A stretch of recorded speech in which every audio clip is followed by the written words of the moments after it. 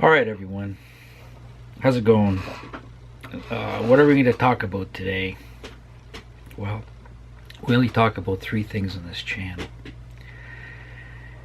And those three things are men, women, and Jews.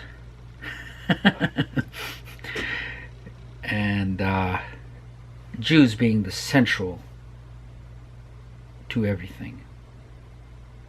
They shape our world. The Jew shapes our world. The Jew creates news every day, every moment. The Jew distributes the news, puts ideas, puts opinions in your mind, shapes your morality, and pretty well decides your future, your prosperity, and your future. So everything leads to the Jew. Everything emanates from the Jew. And since we want to concentrate also on relationships here between men and women, let's examine a few of these topics that I was going to do a long time ago. I was going to do it, and things just got in the way, and I never got around to doing some of these topics, which I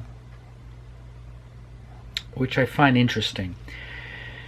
Have you heard of incel? You know what that is?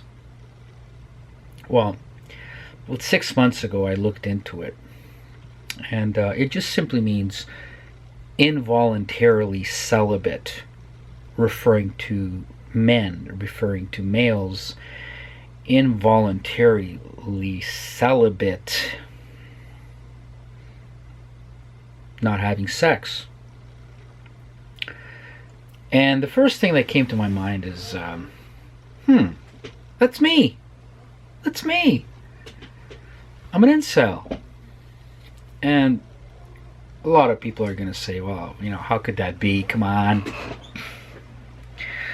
It doesn't matter if a male is married or in a long-term relationship or in a series of short-term relationships. Men by nature are incels. All men. And women don't understand this. Women have no understanding and no empathy for male nature. It's basically irrelevant to them. And that's where the tragedy comes from. That's where the incompatibility is really evident. Now, on the other hand, men also don't understand female nature, female sexuality, just as women don't understand male sexuality. And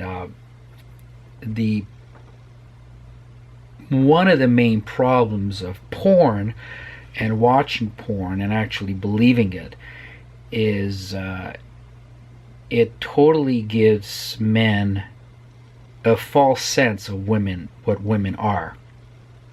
Because in porn, women are paid to act out, and the key word there is act with male characteristics, male sexual characteristics, and men get aroused at that and end up believing it. And then they get into all kinds of trouble, thinking that women function sexually exactly like men do. And they're going to be greatly disappointed in the real world outside of watching porn. So where do we go from here? The incel. I ran across this video that was done by a young woman, and of course she's about 20 years old, and just your typical. She's skinny, I'll give her that. And she was totally appalled at finding out about this incel thing, and she's got a boyfriend, and of course he's not like any of these men. And I was just thinking, I mean, what she doesn't understand is, to be a masculine male, you have to function a certain way. And what she is experiencing in terms of what incels are, that's actually a definition of male sexuality, of, let's put it this way, of healthy male sexuality. And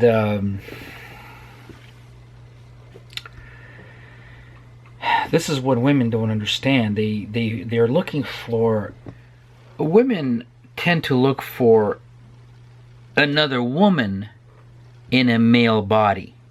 That's what works for women. This is why, to clarify what I've said before about the type B male bunny, which comprise most of males in society. A huge chunk of males are type B male bunnies, and the type B male is much closer to the female in terms of behavior and in terms of characteristics, the way they respond to any stimuli in the world. The way the type B male responds is quite close to the way the female responds. So, to clarify what I said about female mate selection, and how I made it, how I explained before that the type B male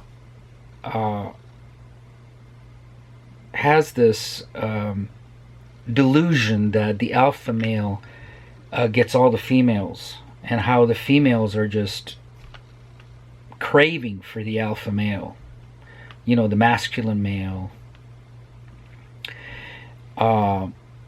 And not even, I'm not talking about even looks. Looks is really secondary here. It's not even important. What really matters is the personality type and the behavior of the alpha male as opposed to the beta male. I use these terms synonymously. The beta male being the type B male personality type, and the alpha male being the type A personality type. And as I said before, the two are not mutable. The two personality types are fixed at birth, fixed according to, I believe, your hormonal structure. Now, if your hormonal structure changes over your lifetime, your personality will also change with it. And so these two pillars of personality, are very opposites to each other in many ways. And even though both are males, and they are not mutable. You cannot change from one to the other. You can pretend, but you're going to look like a fool if you do. It's going to be detectable, and it's going to be, most importantly, it's not going to be comfortable to you. So you will not be able to do it. The type B male detests the alpha male. If the type B male was to be forced to act and to do the things the alpha male does, the type B male would be very ill would become very ill and would panic, so a type B male cannot become a type A male even if they really want to. It's just an impossibility, and vice versa. Now, I've said all this before. I don't want to get into this part. This is my stance on the personality types, and I see this every day. I mean, this is corroborated to me and my studies every single day. I watch the personality types. I specifically watch the type B male, and it's irrefutable, really. The type B male, very interestingly, responds very much on how he is made to feel, just the same way as women do.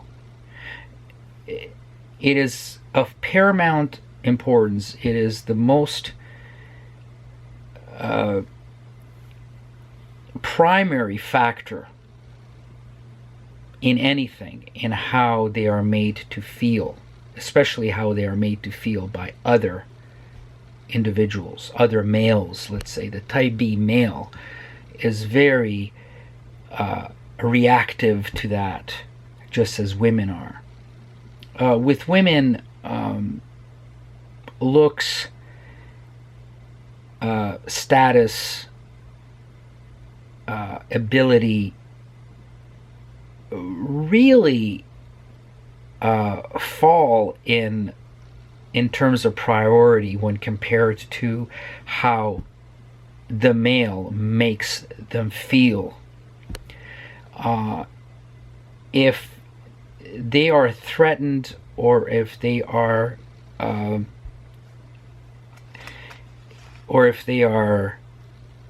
challenged by the male, if they are made accountable by the male, if they are made to perform, if the male expects anything of them or demands anything of them, it's an absolute deal breaker for the female.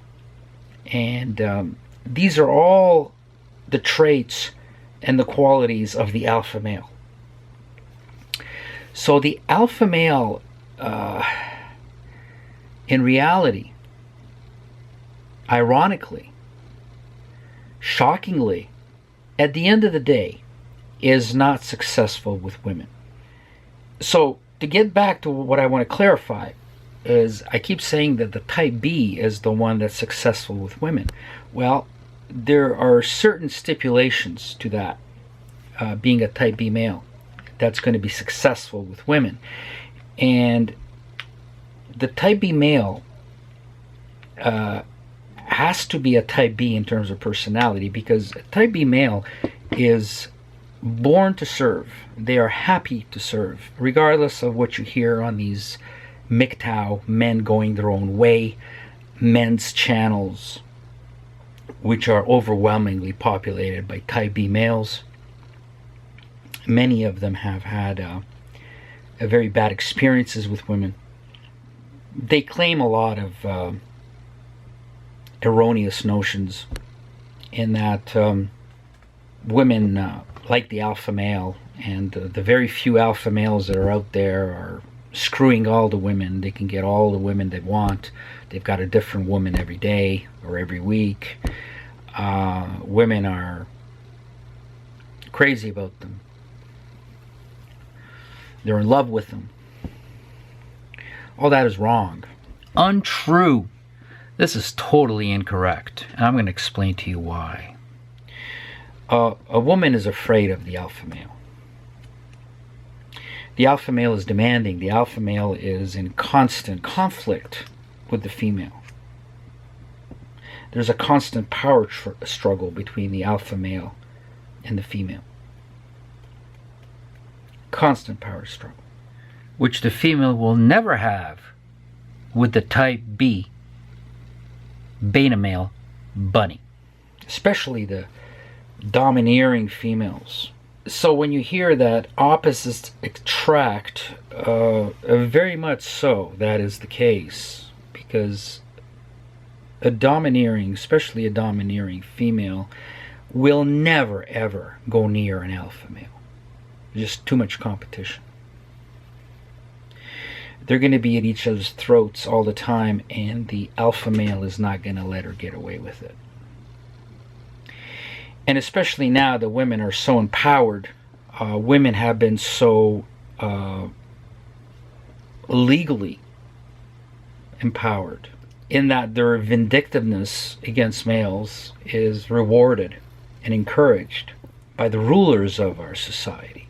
There's no way that a woman is going to allow the alpha male to control her, to dominate her, to develop her, to be in charge. And therefore these days the whole game has changed because of the empowerment, the artificial empowerment of women. So who is the most successful with women? And I can tell you, if you're one of these individuals, I know you're getting laid, and you're getting laid a lot. No doubt. No argument for me. I know it. I know it. And that kind of person, who is it? It is the type B male. This is referring to personality only. Remember, the personality types have nothing to do with appearance. Nothing to do with appearance. Type A male, an alpha male, can be, a little 5'6" guy, not attractive, but he's got the personality of the alpha male. Conversely, you've got the 6'4" guy, huge motherfucker, a guy who is a type B male and is a bunny. Now, the little alpha guy can take down the type B male just through the strength of his personality, the dominance of his personality. The 6'5" type B bunny doesn't have the personality, doesn't have the fire, doesn't have the motivation, doesn't have the drive, the competitiveness to be a fighter. All he's got is size. Now sometimes that's enough. That's enough for him to appear tough, to keep the little wolves away. The type B bunny is not comfortable with conflict, any type of conflict, no matter how big his size is. While the alpha male thrives on conflict. It doesn't mean that he's going to pick on you, he's going to be a bully, that he's going to be a criminal, that he's going to be aggressive. No, just simply conflict. It could be intellectual. Most of the time it's intellectual conflict that the alpha male strives on. It's also the competitiveness. It's also the envy for anyone who is exceeding them on any level, in any area. And this is what the type B lacks, because he's got absolutely no use for it. He's got no use for conflict. Conflict is only used when he's absolutely forced to use it. The type B doesn't like conflict, while the alpha male thrives on it. Ultimately, he will be taken down by the little alpha guy. In fact, the little alpha guy is going to enjoy taking down the 6'5" bunny. However, if the bunny, being small or being big, doesn't matter, if the type B guy if that personality type is housed in a masculine body, if the optics is that of a masculine male with a type B personality type, that's the person who is going to be successful with women. If you're a type B and you don't have the looks, you're not particularly masculine, you're going to lose out. If you're an alpha male, regardless of what you look like, if you're an alpha male in a masculine, with a masculine look, with an attractive look, you will do better, marginally better than the ugly alpha. But not that much better, because you're going to get those first dates, and that's the last date you're going to get. The female is going to be afraid of you. The female will not. Female will feel threatened, and she will know what is coming. What is coming is accountability to the female, and also expectations of the female. Very important. Accountability and expectations. These are the requirements of any alpha male, while they are not for the beta male. And that's what the female wants to be free of, liberated of, immune to. Accountability and expectations.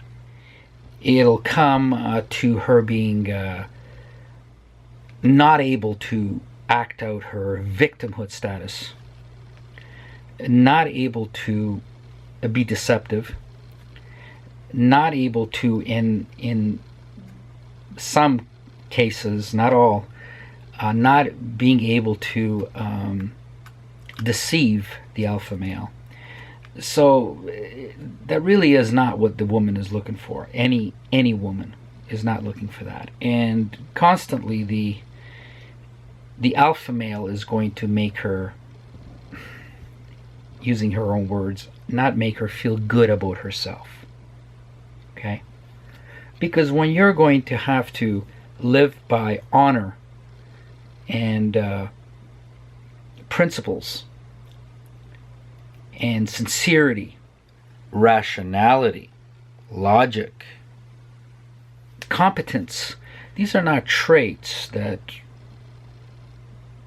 a woman is capable or willing to exhibit.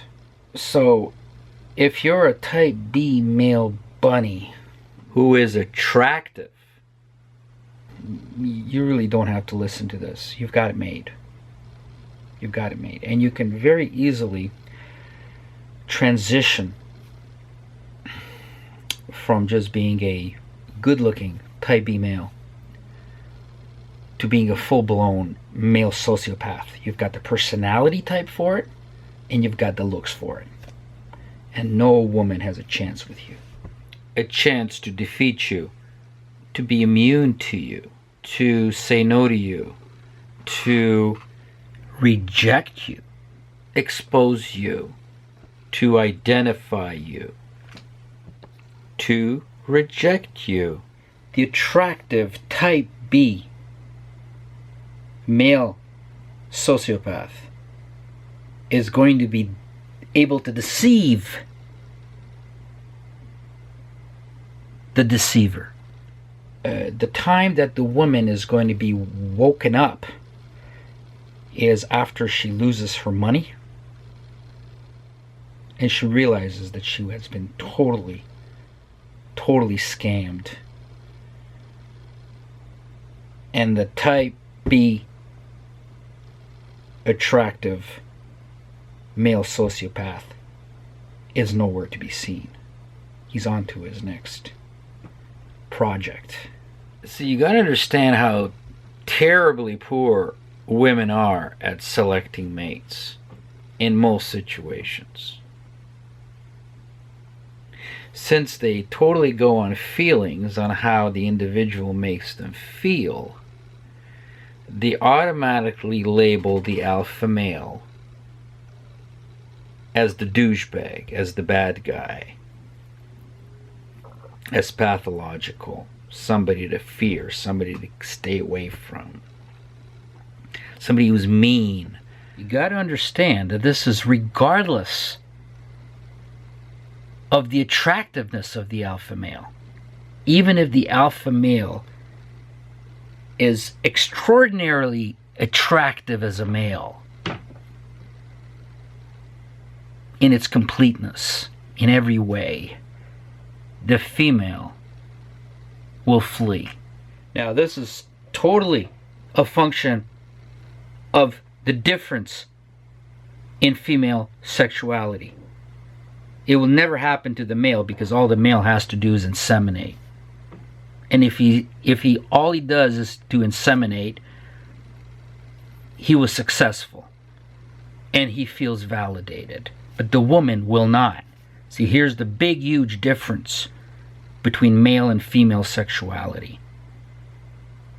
Appearance for the female is never the primary factor. It will always be superseded by personality type of that male. The female should never be threatened by a male's personality type. And this is specifically why the alpha male is not as successful as an attractive type B beta male. Because personality type is the number one factor in female-male selection. If you're not going to remember anything in this lecture, remember that point. Personality type is the number one factor in female selection, mate selection. It's the type B, attractive type B sociopath who are deceiving the deceivers.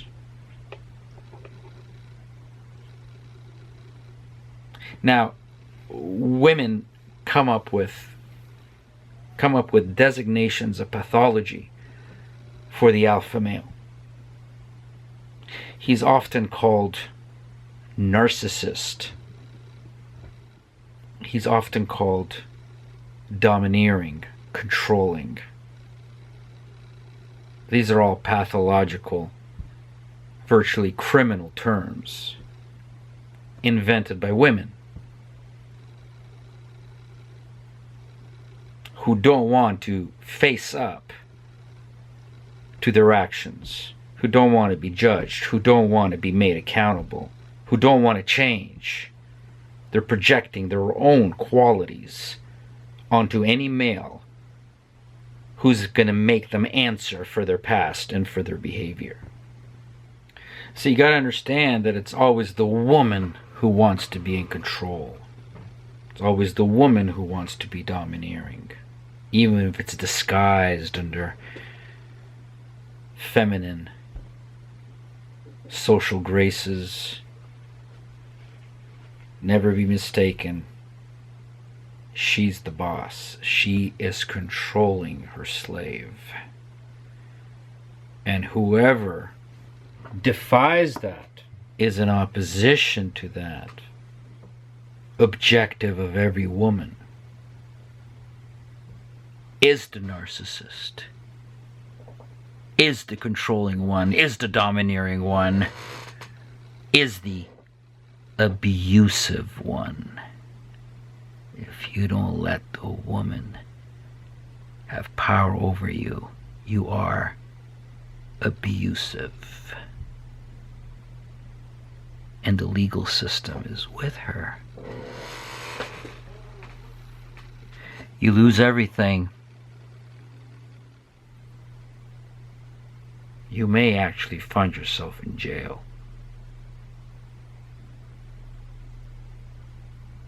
Now you're thinking, who gave women this kind of power? Who gave women this type of overwhelming, tremendous, vindictive, unfair, inequitable power? Who? You think women did it? Nah. They don't have the brains. They They never had any power. Women were never organized. Women were dependent on men, and men were dependent on women. That is the definition of traditionalism. That is how the world functions. That is how reproduction was successful. So some contingent gave women artificially this privilege, this power to be able to usurp men. It's a major change in society, specifically Western society. Who gave women this power? Did you ever ask yourself? You think women did it? No, you don't think that. You're not that stupid. The ruling class, the ones who hold privilege and can award privilege, the only ones who can award privilege. The ruling class, a certain group of people which are very organized and very wealthy, used women as their proxy warriors. And women have been artificially elevated to nobility, to superior status in comparison to men. Men were degraded, women were elevated.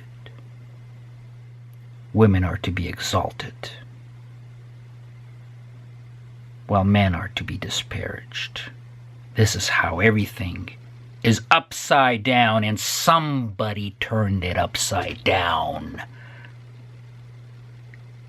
It is not organic. It is not done by nature. This is the epitome of being against nature, against God, against Logos. Are you connecting the dots? There's a secret to mate selection. I was going to talk about incels, which I'll get to maybe in the next video. That's how this video started, incels. So just hang in there, okay? It's all tied together anyway. You will see everything is connected. Everything that I talk about is actually connected. Men, women, and Jews.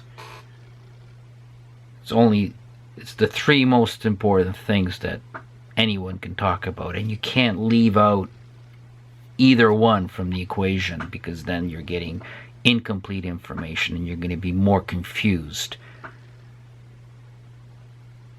than when you started. That's the crime that's being committed by so many people who have a platform. They don't give you the full information. So you literally go on being ignorant, being in a stupor. I don't do that. I'm saying everything is connected here. And this channel is all about accountability, and it's all about reality. And for that, you need the full disclosure. Anything less is deception. Anything less is dumbing you down. Anything less is purposely keeping you ignorant for a reason. And it's a nefarious reason.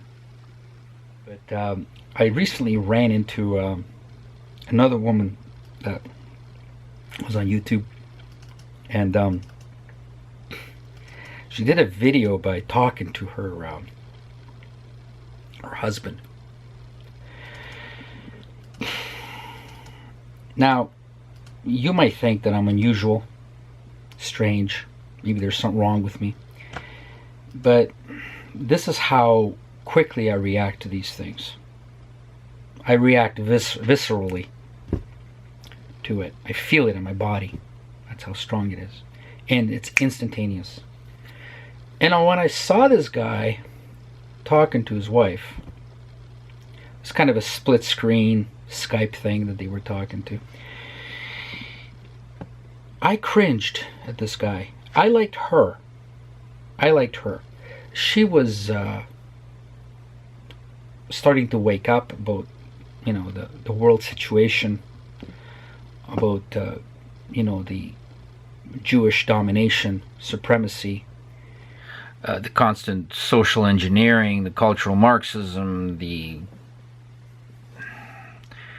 incessant attacks on white, Christian-rooted peoples of the world, the destruction of Europe, defacing Europe, really, the pitting of the races against each other, the fabrication of racism, the fabrication of sexism, institution of communism worldwide, which is globalism.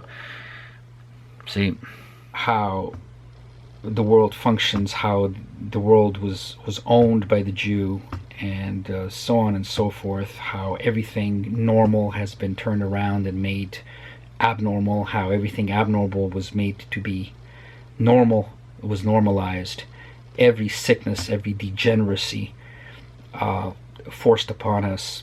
So I think she's starting to catch on to all of that. See? So I liked her. I don't think she likes me at all. And you'll find out why.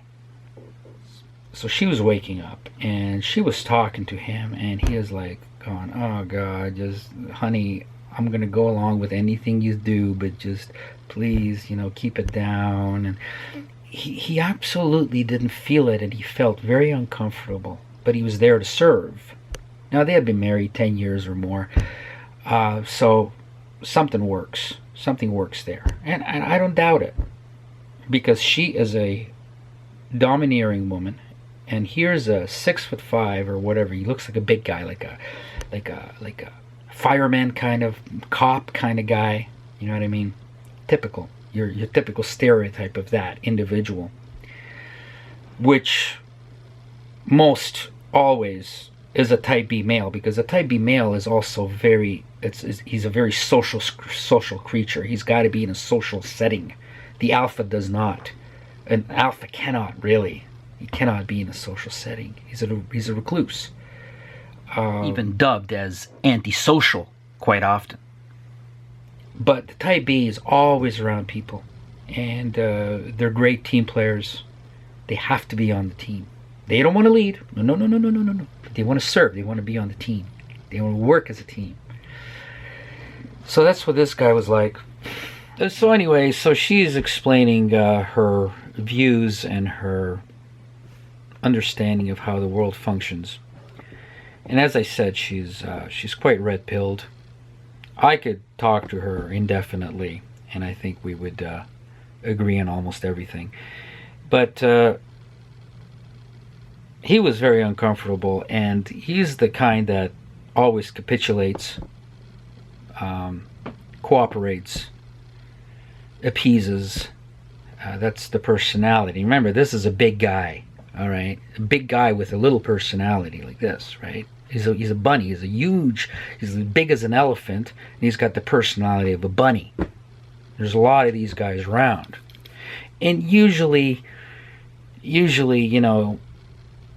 the consensus is wherever they go, whoever knows them he's a nice guy. He's a very nice guy. Where the alpha, he's the douche. He's the douche, right? Because the alpha is always fighting. The alpha is always picking at people. The alpha is always criticizing. The overwhelming characteristic of the alpha, it's something that you could identify the alpha by in all situations, is courage. An alpha has tremendous courage, even to the point of self-deprecation, self-destruction. And this is one of the reasons the beta male is really puzzled about the alpha. Like, why would he do that? Why would he do anything that would not contribute to him being liked by others, by society? This is why the beta male considers the alpha a sick bastard, mentally ill, and a douchebag. Because they don't understand why he would use... they don't understand what the purpose of courage is. The beta doesn't understand what the purpose of courage is. And women and type B males can't handle that. Because that is... they think that the alpha is insane. Because to them, it's so... this type of response that the alpha male gives is so foreign, is so pathological. Why would anybody not care what others feel about them, what others think about them? How could anybody not want to be liked as having their their prime incentive to be liked? Even if it's a false presentation, a phony presentation of themselves. It doesn't matter as long as they're liked. So the type B male has no clue as to why would anybody act this way as the alpha does. And of course, it comes down to, well, this guy's an absolute douchebag. He's just a bad person. And why is that? Because he's pathological. He's criminally insane. And who knows what he will do. See, that's how women and the type B male view the alpha male. And you think the alpha male is getting laid. Not a chance. Not a chance.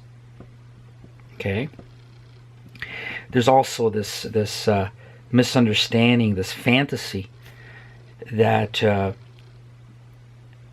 all the attractive women are being had by a very few percentage of men who are the alpha males. No. The attractive women are attracted to and are owned by a small percentage of men who are the type B bunnies with an attractive look. Women can't resist them. All right? Women cannot resist them. These are not the kind of people that go on dates and say, I don't agree with your ideology. I don't agree with your feminism. I don't agree with your sick Jew indoctrination, where you don't even know what a Jew is, and how, through indoctrination, they have programmed and coded your brain. That's what the alpha male will stay, because everything goes down to his gut, and his gut spits it out as being degenerate. Now that doesn't happen with the type B male. The type B male goes along with it. Isn't that nice? Of course I'm a feminist. I'm a feminist too, just like you. And what happens at the end of the night? He's fucking her. That's what happens. Well, that's not really completely accurate. Fucking having sexual relations with the woman is not really the incentive of the type B male bunny.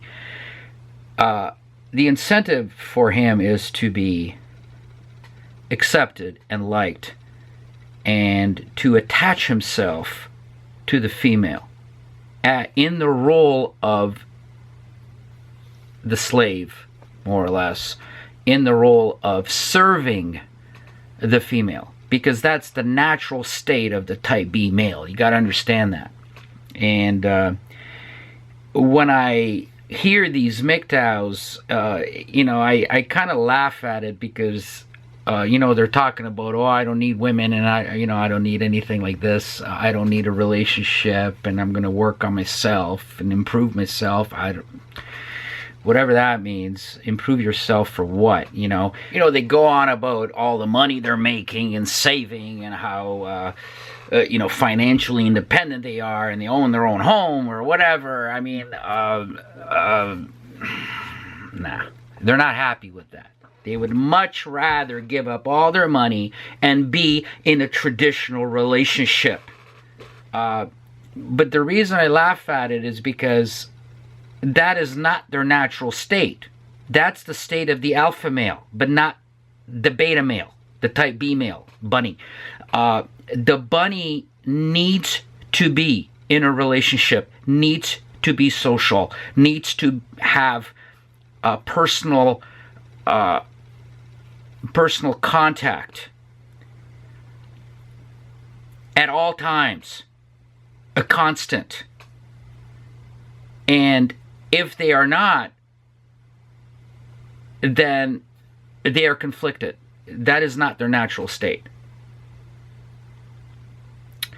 So the people who normally have this instinctual desire to be in a marriage situation is the type B male. See? That's why when somebody like who I call the happy MGTOW that visits this channel, and he's bragging about how great he is on his own. No, he's not great on his own. He's miserable. He's using assuagement, just the way women use assuagement by saying, oh, I don't need a man. Oh, I'm not looking for a relationship. No. See? So he goes into every other area to make up for it, but it's not quite good. I mean, he falls in love with the Bitcoin or whatever it may be, right? But it's not his natural state, and I know it. This is the guy who you would want to see, and it would be totally correct and normal for him to be a father of 3, 4, 5 kids with a fat wife in the kitchen. That's him. That's the type B male. And the type B male would function very well in that situation and would work hard as a truck mechanic or whatever and would bring the money back and hand his paycheck over to the fat bitch in the kitchen. That is contentment for the type B male. Being in a monogamous, traditional relationship indefinitely. The problem is they are robbed of it. They are denied of it. So there is this painful void which they try to compensate for, but it doesn't quite work. I'm not faulting them. It's not their fault. They've literally been robbed of their natural role. And someone is responsible for that. It is your job to figure out who that is. And he'll say, honey, is there anything more that I can do for you? Now, I am not deriding this. I'm not disparaging this. I'm not mocking this. That's called traditionalism. That's how the type B male, that's how the unattractive type B male gets a relationship, has sex, reproduces, and feels contentment. And that is what's been taken away from them. Millions of them singles all over the world. I could oversimplify this and say sex. That's how he gets sex. But sex is not what he's looking for. So when I say that at the end of the first date, or second date, or whatever it is, the type B male bunny is fucking the woman, that's not really correct, because he's not into that. He's not a sexual creature. He doesn't want to overpower the woman. He doesn't want to degrade the woman. He doesn't get turned on by that. He wants to serve the woman. And women feel this. Women know this. This guy is not out to, as a challenge to seduce me. This guy is in it for the long haul, and he's going to be serving. That's what he wants to do. He doesn't want to fuck the woman. He wants to serve the woman. That's a big difference. It's a big deal. While, in contrast, the alpha male wants to fuck the woman, overpower the woman, subjugate the woman, even degrade the woman. He gets off on that. And then, at the same time, he gets emotionally involved in a very deep sense. And he will be loyal to her for many years, indefinitely, on a much deeper level than the type B male. But of course, the alpha male is going to be expecting reciprocity, either equal to or higher than what he gives her. And that's usually an area of contention for the woman. Women don't accept that. A woman serving a man? Well, visually, yes. We'll make it look like that. But does it really happen? No. Women are just not built that way. They'll give the appearance of it all day, every day, publicly, that they're serving the man and they're the victims, but they're not really. Woman has got to be in charge. Woman runs the show. And the alpha male says, well, wait a minute. That doesn't work for me. I run the show. I run the show. Understand? I'll do everything for you, but I run the show. That doesn't mean I don't go to you for advice. That doesn't mean that I don't go to you for assistance, partnership, support. The alpha needs all that. But ultimately, he's going to be in control. And whenever that's taken away from him, his whole masculinity is degraded within the relationship. And that's a terrible thing for the alpha male to endure. And then he acts out. Where women by nature degrade the male. They have to degrade the male. And disrespect the male. Disparage the male. Put the male in a subservient position, no matter his size. And that's how the type B male fits the job description perfectly. So when it comes to sexual gratification for the female, that's really not important. So no, at the end of the first date, the type B male bunny is not going to be fucking her. The alpha is going to be looking at fucking her.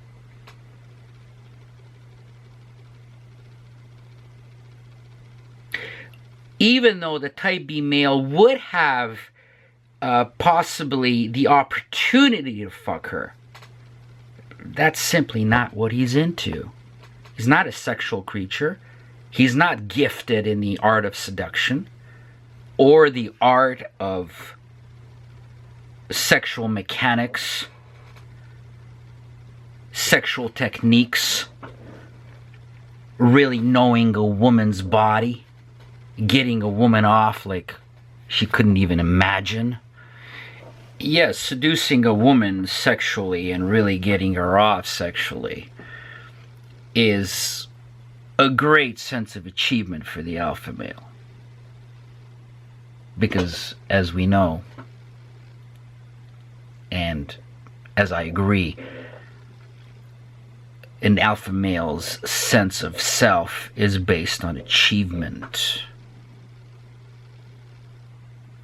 And you can look at this two ways. You can say the alpha male is self-serving. But when the alpha male has performs the sexual act, sexual relations with a woman, the woman is going to say, well, you're not selfish. Wow, you're really not selfish. Look what you did to me. I love it, what you did to me. This is amazing. I've never even imagined that this is possible, what you did to me, what you did to my body and my mind. I never even thought that anything like this, that my body would respond this way. Wow, I'm not the same anymore. I've gone to a whole different level. I'm a different person now after what you've done to me. And she's saying, well, other men, meaning type B males that she's had, probably numerous, number of them. So she's labeling and categorizing the type B males as being selfish because just simply that they don't know how to relate to a woman sexually. The type B male gets off in 5 minutes and it worked for him, so he figures that it worked for the woman too, and it's all done. Now let's go watch a movie. See, the motivation is very different for the type B male and for the type A male. Totally different motivation. And you should never be threatened as a woman by the alpha male's need for achievement, because you as the woman are going to benefit from it, right? The alpha male has to achieve something great with you every single time, where the type B, the bunny has no concept of this and no need for it either. So who's the selfish one? Well,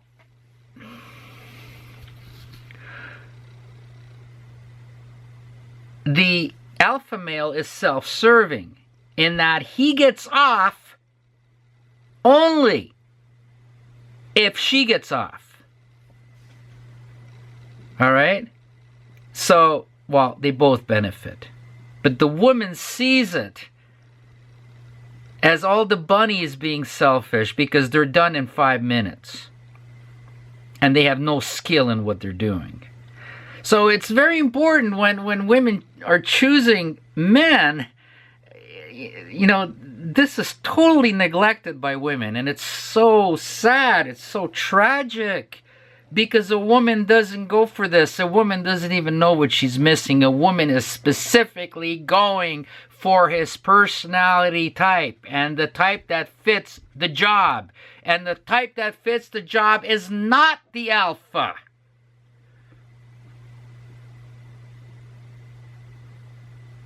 So now you know who gets the girl and why he gets the girl. You got to understand that most women have only had type B males. Most women married, divorced, married again.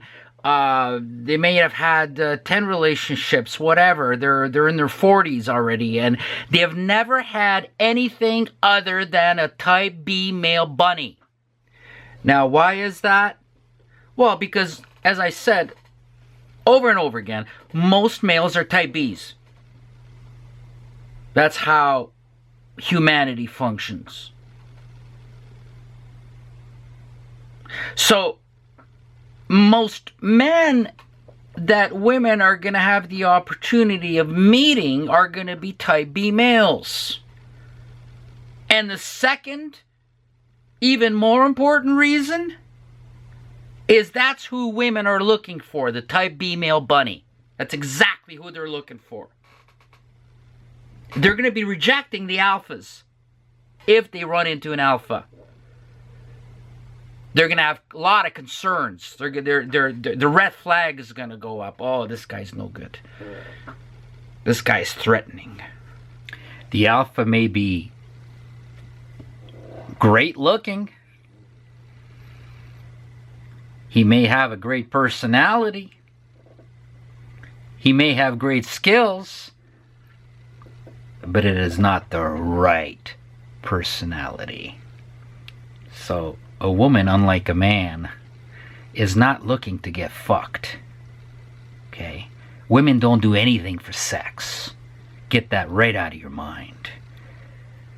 She's going to be pragmatic about this. She's going to say, yeah, he's the best looking guy that I could get, but nah, I think I'll pass on it. I don't feel good about it. Not the right one. Nope. No. Just... she's threatened. She is going to be afraid of being suppressed and oppressed. And no woman wants to be oppressed. Remember, it's a contest for control. Always a contest for control. And if she doesn't have control, the guy is abusive. And she doesn't want any part of that by anyone who is an alpha male. So she's going to call that marginally attractive or average. Average is not bad. Average looks dull, boring, no personality. Type B bunny. And she's going to feel immediately secure. She's going to feel security and stability.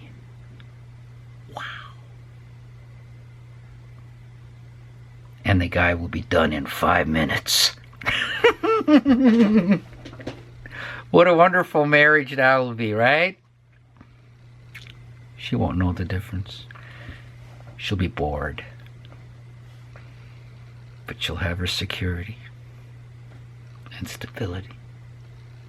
So she thinks! But it's too late. Regarding the alpha male, she feels, this guy's not going to make me feel good about myself. I'm not going to be able to fool this guy. I'm not going to be able to take advantage of this guy. I'm not going to be able to dominate this guy. So they choose the type B male over and over and over again. The same fucking guy. Now, what happens to women when that's the case? Which is, I'm sorry to say, the majority of women. What happens to them? They have no clue. When they meet an alpha male, somehow, by chance, they won't appreciate it. They won't recognize it. Because they don't know anything but the type B male. They don't even know what to expect. They don't even know what they're missing sexually and emotionally.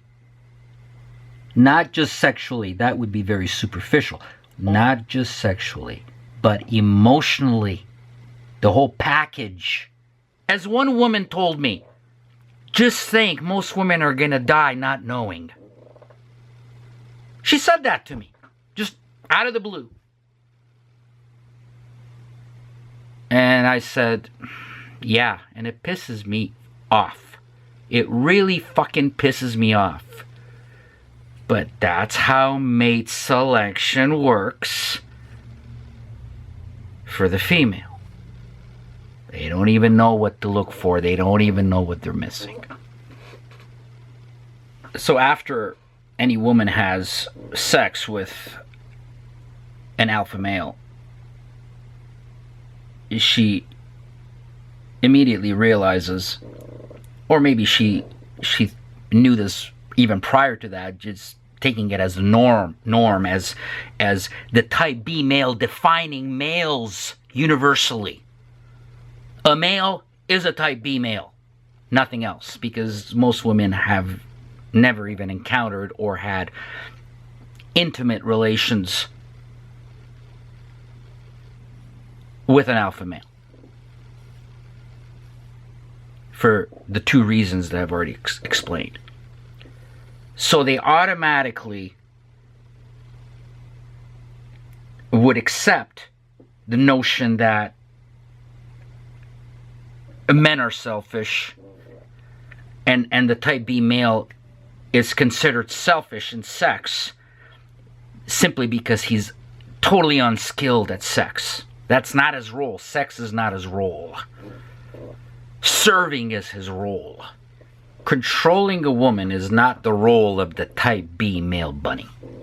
Controlling a woman is the incentive of the alpha male. That's how the alpha male gets off. And controlling a woman in the sex act really exemplifies the alpha male, where the type B male doesn't know how to do that, has no clue, has no reason to, has no motivation to, doesn't feel it inside. In fact, you got to understand this. The type B male is very uncomfortable controlling a woman. Very uncomfortable controlling a woman. Very uncomfortable being in the role of an alpha male. See? Because the type B male is actually the opposite. He's a submissive male. So that's why he comes across as being selfish. His testosterone is not even at that level. His libido is not at that level anyway. So if hormonally you're not functioning at an elevated state, you're not going to be good. You're not going to be adventurous. You're not going to be creative. You're not going to be curious. You're not going to be deeply involved with a woman's body or creating a huge effect on a woman. So women come to the conclusion that the type B male, which to them represents all men, oh, they're selfish. Not that they're selfish, it's that they have no libido, much lower libido. And because of that, they're unskilled. Because sex is not what they're interested in. She says, well, they're all selfish. Well, actually, the alpha male is the selfish one, to tell you the truth. Well, of course, he's self-serving. He's not going to give up on himself to serve a woman. He's self-serving, but in the sexual act, he's getting complete gratification out of what he can do to her, with her, what he can perform on her. All right? He doesn't even have to get off. His satisfaction is sufficient. Just seeing her, looking into her eyes, and watching her eyes, watching her mouth during the sex act, and really doing a number on her. And she's saying, well, you didn't even get off. Well, not important. What's important is you got off 15 times. And the alpha male did it to you, girl. The bunny was done in 3 minutes. You see the difference? The type B and the type A male are two different animals. You gotta know that, girls. See, that's the difference between the two types of males that we're talking about. The alpha male, he is self-serving because of the satisfaction that he's getting out of what he did to her sexually. Where the type B male, he's got absolutely no understanding of any of this. He's got no incentive in any of this. You know, it's a 5-minute job. He comes and she's saying, he's a nice guy, but, you know, what the hell was that?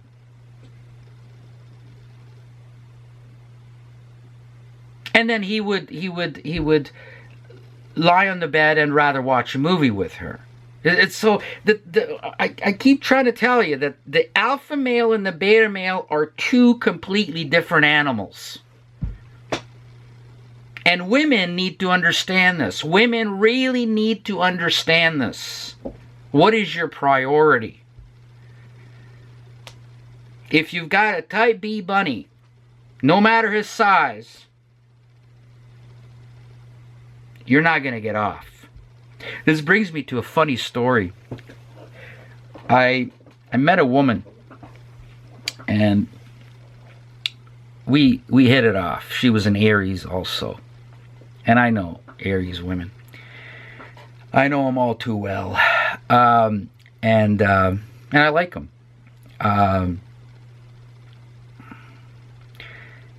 And she said that she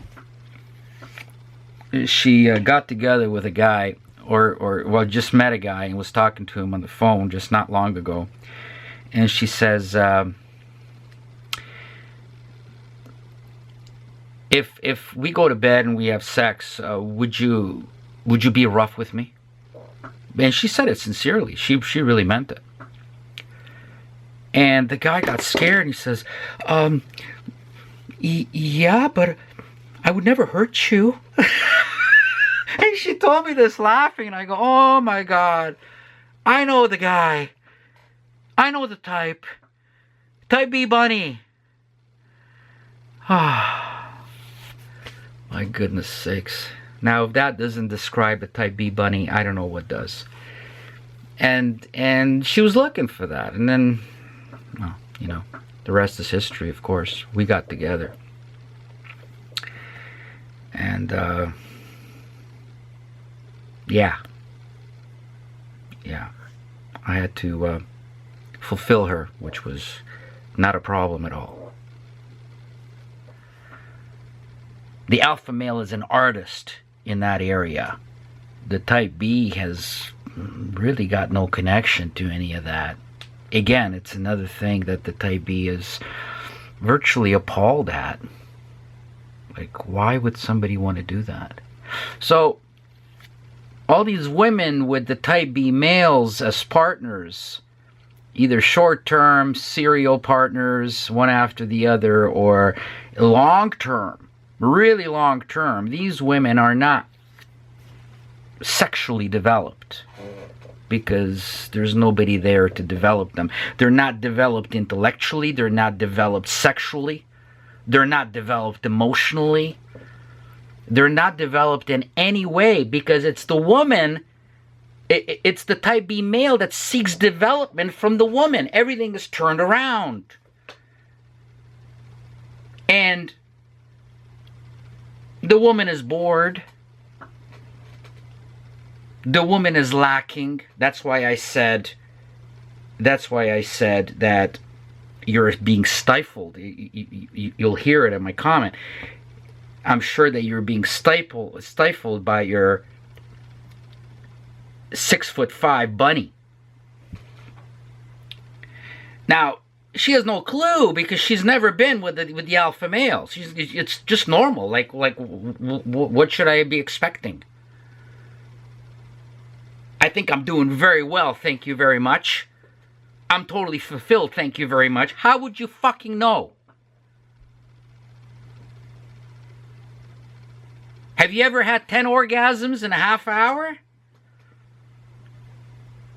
You gotta be kidding me. It's a bunch of bullshit. That doesn't happen.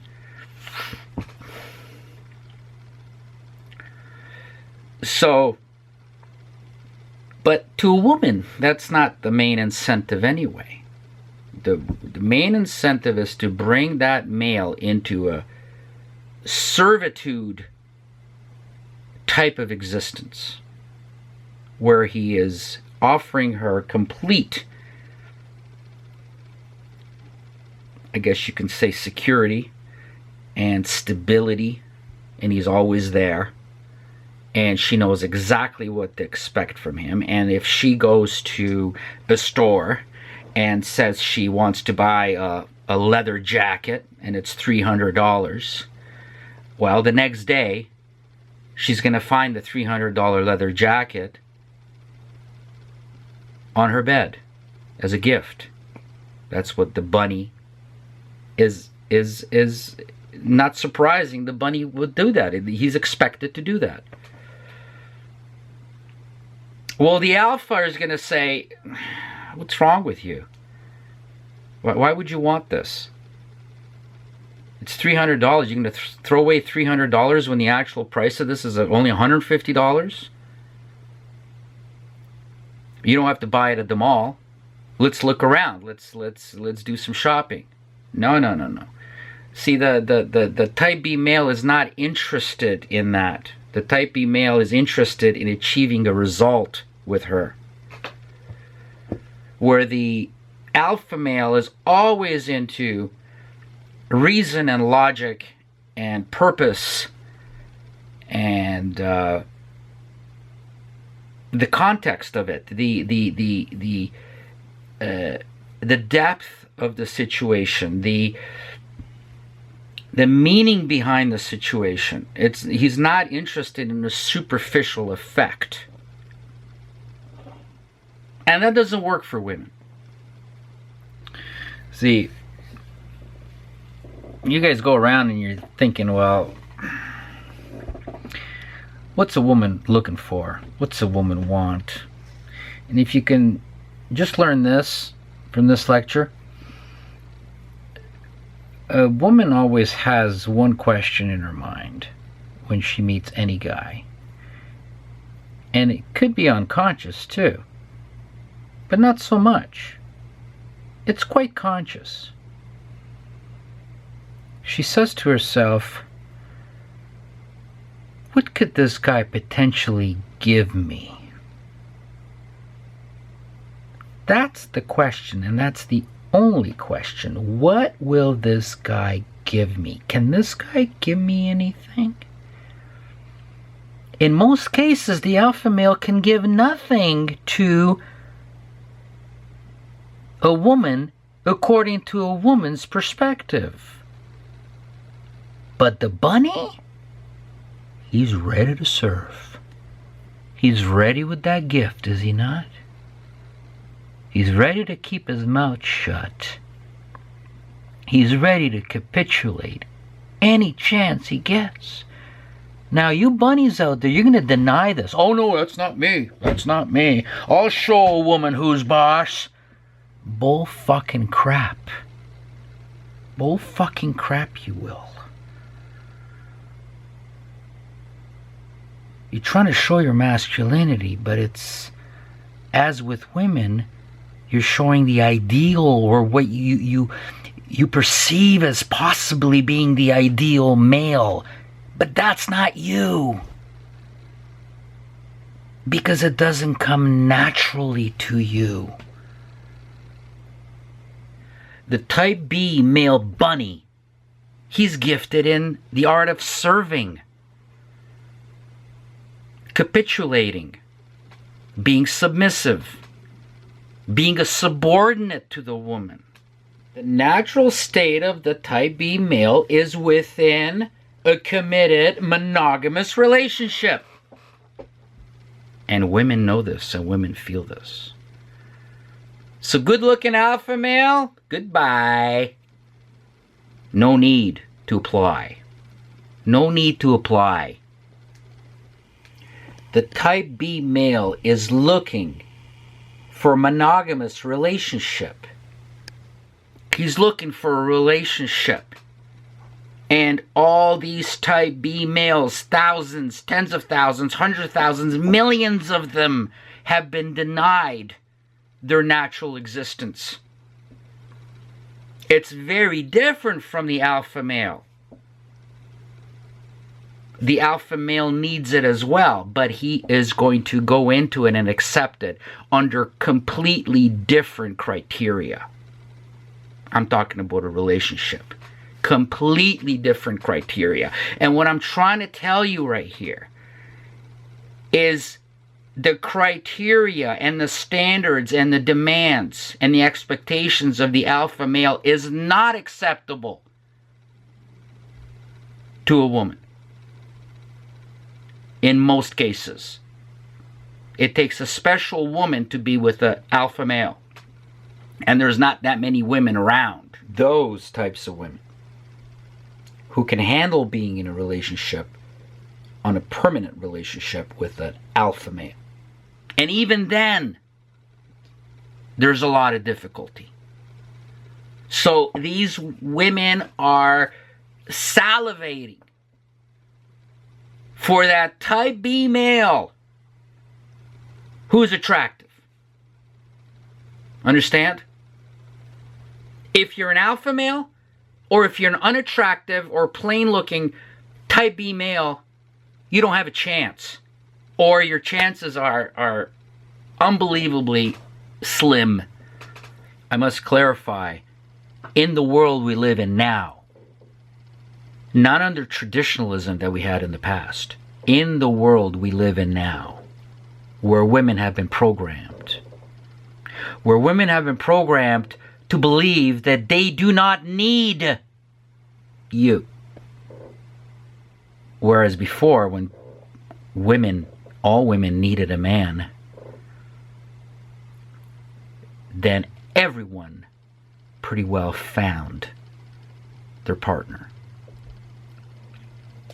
their counterpart. So all the type B males claiming how happy they are being MGTOW, it's an impossibility. There's no argument here. They are not. They're not in their natural environment. Their natural environment is sitting at the kitchen table where their paycheck was already handed over to the fat bitch who's telling them that they have to go to the grocery store and pick up groceries, and then they have to get the car repaired, and then they have to mow the lawn when they get back. They are perfectly, the type B male is perfectly happy in that situation, and he wants nothing more. And when you go out to see his garage, there's nothing in his garage. There's no tools. There's no artifacts relating to hobbies he may have or personal interests that's for him. No. He's got a lawnmower in his garage, and he's got yard tools and her stuff. Because his concentration is to serve. So you happy MGTOWs, you're bullshitting yourself. You're living a delusion. And you're trying to make that into reality. You're trying to make yourself believe that it's reality, and it's not. Reality is that you're miserable in your state. Because, why? Because of your personality type. That's why. It's unquestionable. If I know your personality type, I know what you need. I know what you want. I know what you're missing. And I know the way you're living.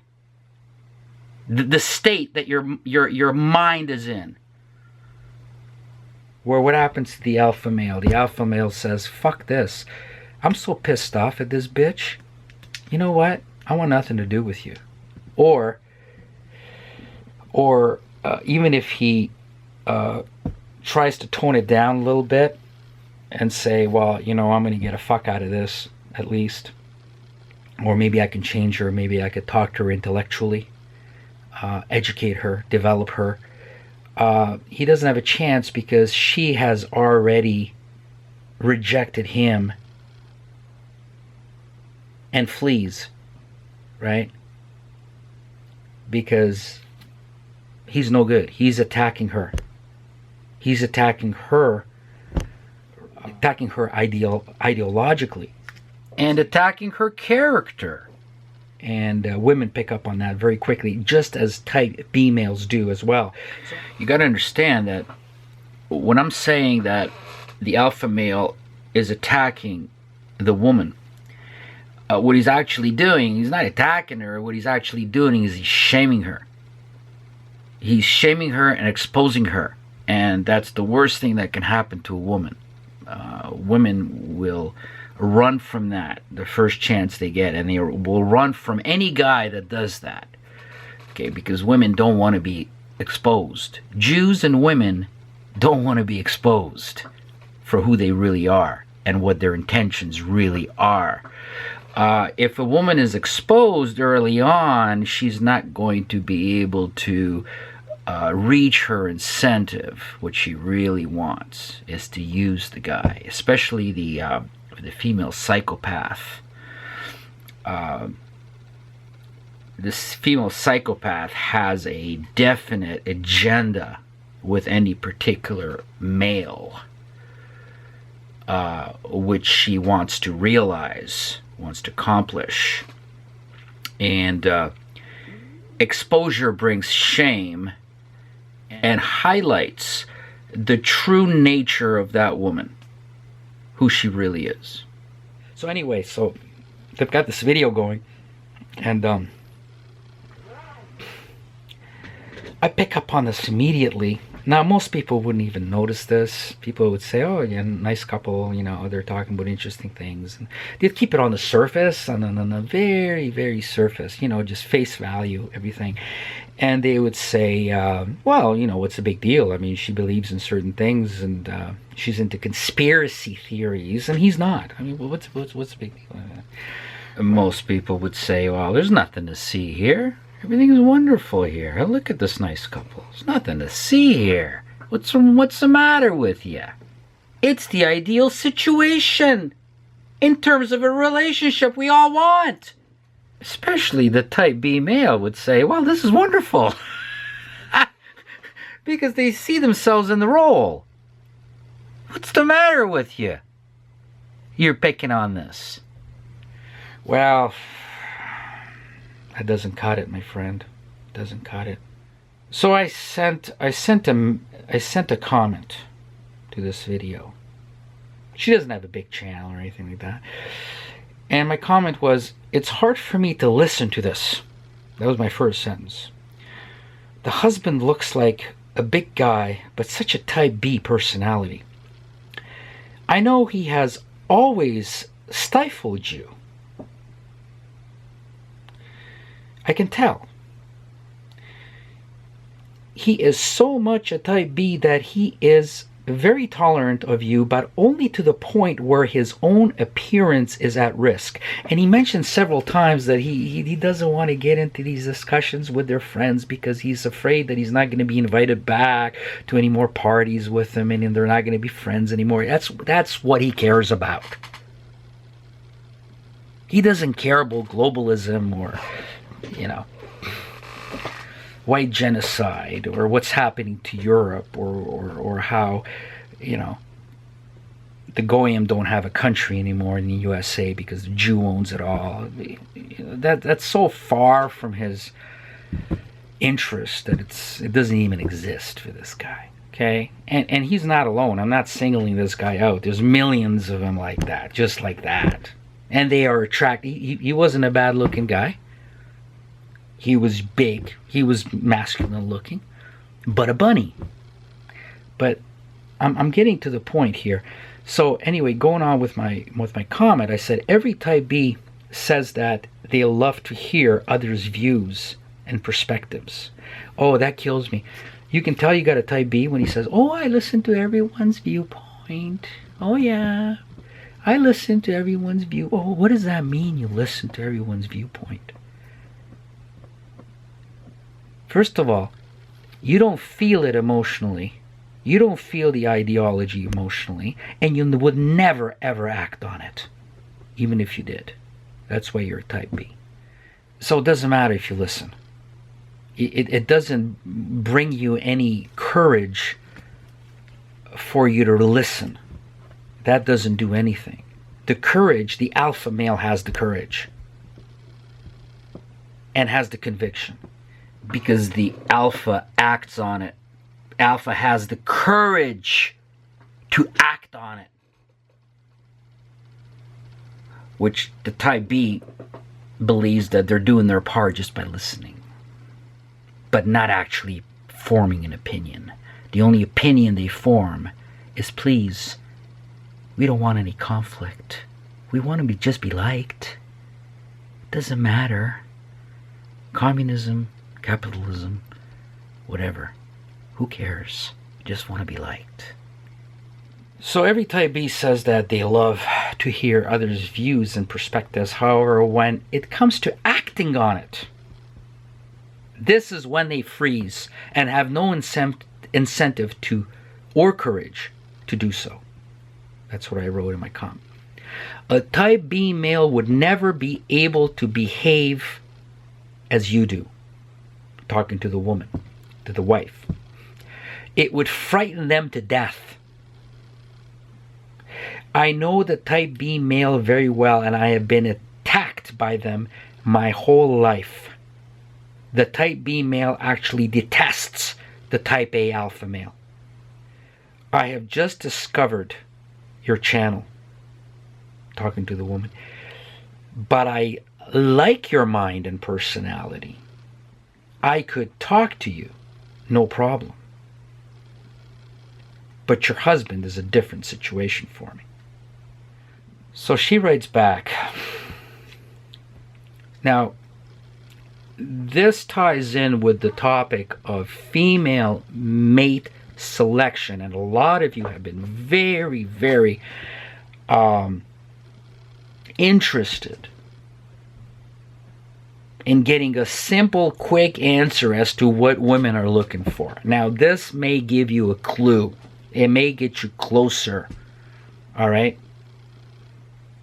It may not be what you thought. But this is why I'm pointing the situation out to you, to give you this information, right? You gotta face reality. You always gotta face reality and know what your prospects are, what's in the future for you, what you are capable of achieving. I'm not here to be like a Gary Vaynerchuk or whatever, Gary V.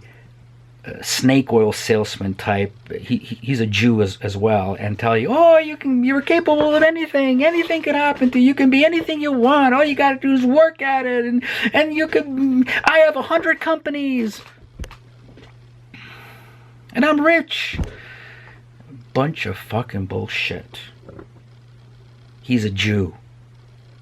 All right, that's what he's not telling you. That if you're not a Jew, you're getting nowhere, my friend. Nowhere. Absolutely fucking nowhere. You're going to be lucky to make a living. Yeah, you know what? You may get in, you may beat the odds here and there and find a loophole here and there and be unique at a certain thing, but that's not the norm. That's not the normal situation. That's not the majority. That's an aberration. Oh, well, we know somebody, and he's a Christian, and he did really well in real estate. Well, that's an abnormality. The Jew is not going to let you in, no matter what. The Jew only lets Jew in. Now, this Gary V type of guy, who's his audience? Who's he making money off of? I don't know how much money he makes. It's probably all exaggerated anyway. He's got 100 companies. Oh, and he's so rich. And he's so positive. He's always, go for it. Yes, never stop. You can do anything you want. You're bullshitting, Gary. You're bullshitting, Gary. You're a Jew. That's what you're supposed to be doing. You're a good Jew. But you're deceiving the Goyim. Alright? Now, I'm on to another topic. This is free association here. I hope you appreciate it. How did I get on to Gary V? I don't know. He just bugs the shit out of me, that's all. It's all insincerity, and it's not reality. I deal with reality here. That's what this whole channel, that's what I am based on. If you come to me for a guidance therapy session, what you're going to get is reality. And that doesn't necessarily mean you're going to like to hear it. Okay? If you go to a type B therapist, you're going to hear something very different. If you're at fault, you're going to hear it from me. But that's reality. And only if you have reality are you able to do anything about it. You can change the current reality situation into what you would want it to be. But if I deceive you, you're going to change nothing. Oh, everything's fine. Everything's acceptable. It's not your fault. You've just lost your money. You wasted your money. What Gary V should be telling you is if you're not a Jew, forget it. We work as a group. And if you're not a Jew, you're not in their group. You're going to go nowhere. They're going to make sure of that. You either are a Jew or you work for a Jew. It's the only way you're going to make it. No Gary V training, success training needed. We hunt as a group. We are nothing without our group. And Jordan Peterson wants you to be an individual, wants you to be isolated and powerless and alone. Because that's when you can be controlled completely. You're at the mercy of the Jew, and the Jew has no mercy. Look into history. Learn history and see how much mercy the Jew has for you. They get into your mind. They're in your mind and you can't take them out. And you're all alone and you got nobody to turn to. And you may have a few friends here and there. And they're just as fucked as you are. They're just as dumbed down. They're just as lobotomized as you are, or you have been.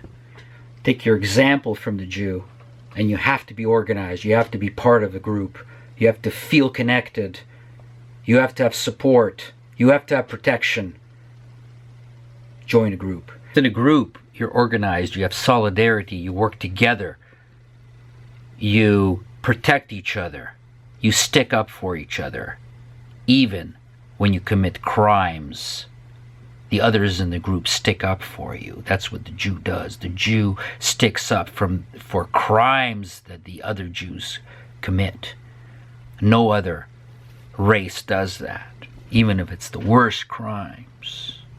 And what the Jew doesn't want is for you to be in a group the way they are, because they know then you've got power and you've got a joint effort and ambition and drive, strategic joint interest, a common purpose to exert your power.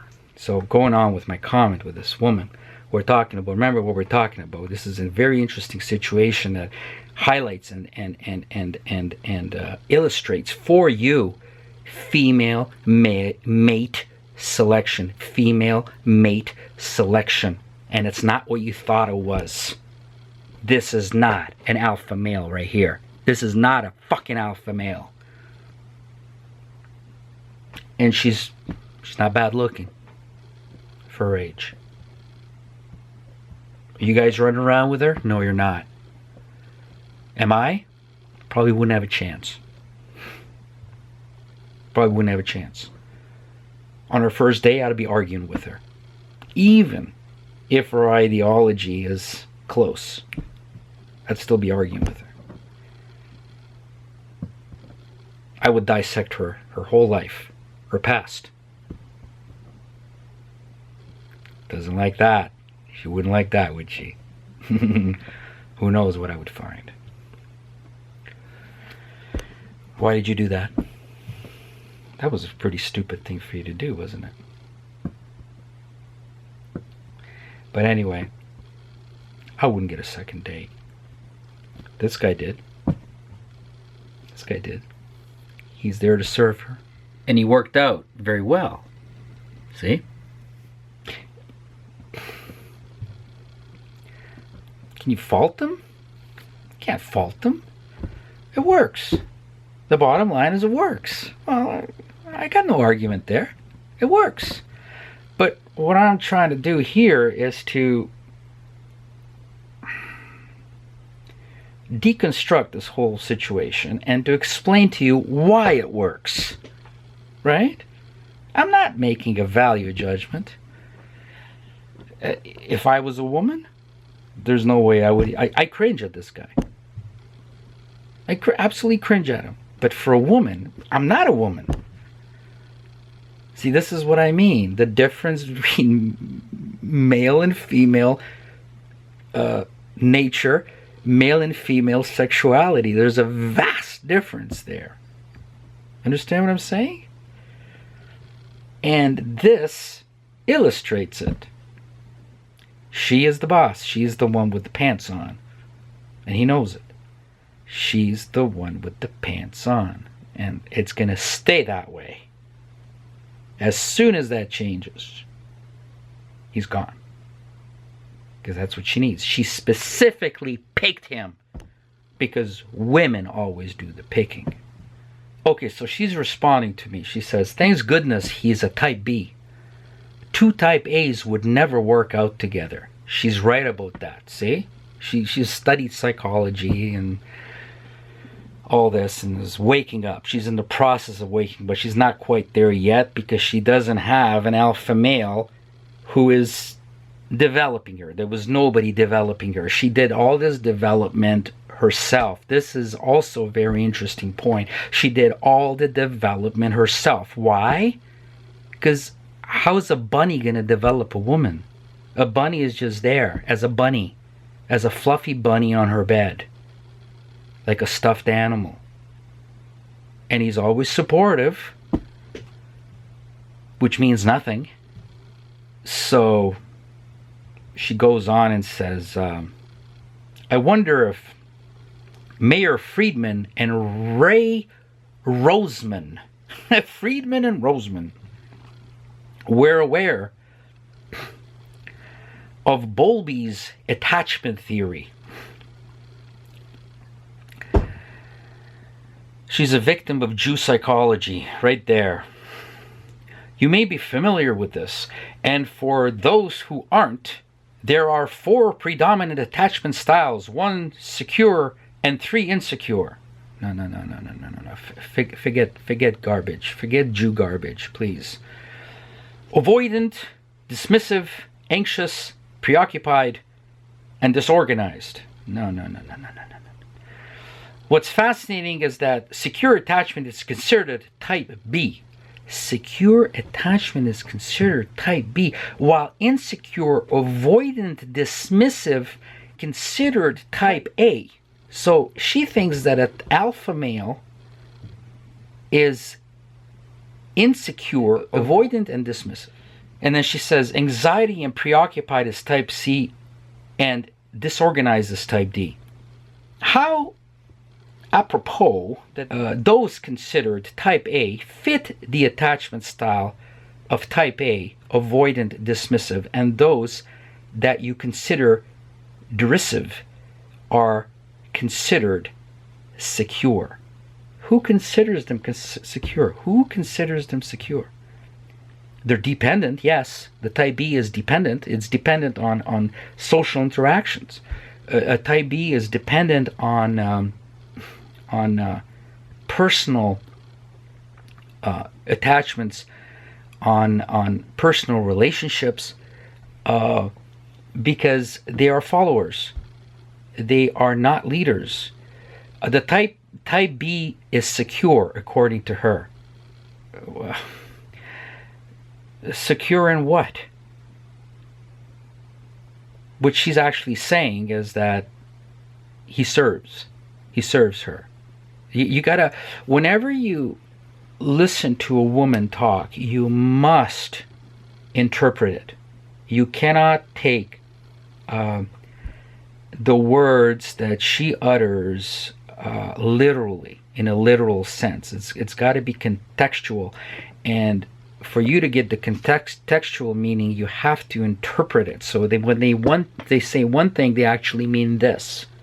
All right, they actually mean something else, but it's always disguised. That's how women talk. Women always talk by using euphemisms everywhere and platitudes. This way they can beautify and also conceal what they truly, really mean. It's a method by which they are not exposed. They're never direct. I like him because he serves me. All right? Fuck you. She's not going to say that. She's going to use Jew psychology, euphemisms, and platitudes. And it makes her look benevolent, altruistic, the ideal woman. See? Because a woman is always protecting herself when she talks. So women should be attracted to insecurely attached, avoidant, dismissive men who are type A's? Well, first of all, I don't care what Jew psychology you follow and what the propaganda and what the bias and what the manipulation behind this Jew psychology is. And we've seen disasters that came out of Jew psychology. Now the latest is that a healthy woman should have 25 sexual partners before she gets married. That's what Jews saying right now. Can you believe this? And they're trying to normalize that. And every male is cringing. Oh, really? You were fucked by at least 25 men. Oh, that's wonderful. I can't wait to have sex with you, dear, and then marry you. Everything is there to destroy the family, to destroy interaction between males and females. And everything is there to empower and to weaponize the female against the male. And the end game, the end result, is you're not reproducing. If you're male, you're not reproducing. If you're female, you're not reproducing. Your window is this small. You've got 10 years, 15 years at best, and you're done. You're done. And these Jew psychologists, Jew being J-O-O, not J-E-W, all right? I have to say that. I have to differentiate. I'm not talking about J-E-W. I'm talking about J-O-O-Z, which everyone is that calls themselves Jew. And this is how they get into people's minds. This is how they change the way you're thinking. This is how they bias the way you're thinking. This is how they manipulate women who are the initiators and the gatekeepers of relationships and reproduction. It's not the male. The male is only an opportunist. Whatever opportunity the male has, the male goes with it. Because the male is programmed to inseminate. And we'll see that later when I talk about the incel situation. But women are not programmed to inseminate. And the Jew knows this very much. So women should be attracted to insecure, attached, avoidant, dismissive men who are type A's? She's asking? Type A's whose sense of self is defined by achievement. Yes, it is. Anything wrong with that? Whose sense of self is defined by achievement. And in parentheses, she says, and who defines that? The male does. The type A male defines that. And who employ defense mechanisms to avoid engagement in attachment acting. Where does she get this? Now, this is exactly what I'm talking about. You see how much of an aversion she has to the alpha male? She has an aversion, and she's also fearful. She's threatened by the alpha male. She wouldn't even be looking for an alpha male. So get this out of your head, that the alpha male is screwing all the women and getting all the women, and he's reproducing with all the women. No! She wouldn't even go near an alpha male, no matter how handsome, masculine, macho, even successful he may be. Understand this. There it is. She's disgusted by him. She wants the bunny. She's looking for the bunny. Understand? If you're that bunny, you're gonna go with her. She's gonna pick you. Where does she get this, that the type A is not meant for attachment? Where does she get this bullshit? It's the opposite. It's the total opposite. It's the total opposite of that. Everything the type A does, he does with passion. He does it with depth. Nothing is superficial about the type A. The type A will go over there and he's going to lose all of his friends just because he believes in ethics, values, and a strict code of behavior, in a certain type of morality and his ideology. He's willing to lose it all because of, how dedicated he is to his principles. That's why he's a fighter. Nothing else matters but the truth to the alpha male. And the alpha male approaches relationships with the same depth and passion and intensity. This is what women don't understand. Not the type B. If you want depth and passion and intimacy, it's the type A alpha that has it. But type B, you were lucky, because a type B is going to be a match for you in terms of deception and in terms of superficiality. Yeah. Think of a woman. Think of a woman when you think about a type B male. Okay? And loyalty in women, and sincerity in women, and being able to feel things deeply in a woman, they're not correlated. They don't go together. A type A who employs defense mechanisms to avoid engagement of attachment, activation. So she's talking this Jew psych gobbledygook. Engagement of attachment activation. Come on. She's like reading out of a book here. It's quite the opposite for the alpha male. The alpha male doesn't avoid anything. And then when they do engage, it's going to be with full capacity, with full depth, with full emotion, with full commitment, and for the long term.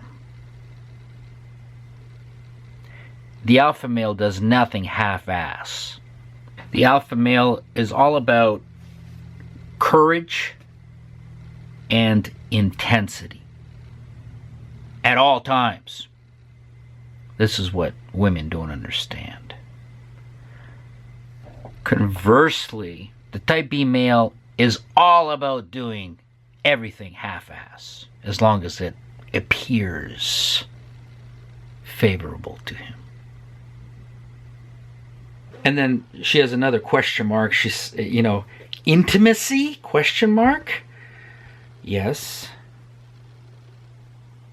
You got to understand, what women don't understand, and I've told many women this, it just boggles my mind. If you want to know what a man is going to be like in bed, okay, all you got to do is to see how he performs anything else and how he approaches anything else in life. Any other pursuit, any other activity, how competent he is at blowing up your bicycle tires, anything, the way his level of interest, his level of curiosity, his level of energy with which he tackles anything in life, If you watch that, you will be able to predict what this guy is going to be like in terms of intimacy. And the bottom line, what this guy is going to be like specifically in bed, what he's going to be like sexually. Okay? And if you've got a bunny, you've got a bunny in all situations. A type B male is not a very sexual male. So she's talking about intimacy here. Completely the opposite. I don't know what these Jew psych snake oil salesmen, shysters, are trying to achieve. What their goal is in with this disinformation. But I think that they have achieved it with this woman anyway. And if they achieve it with this woman, they achieve it with any woman. And they truly prey on women. All right, the Jew preys on women, and they know if they can manipulate the woman, then they pretty well can destroy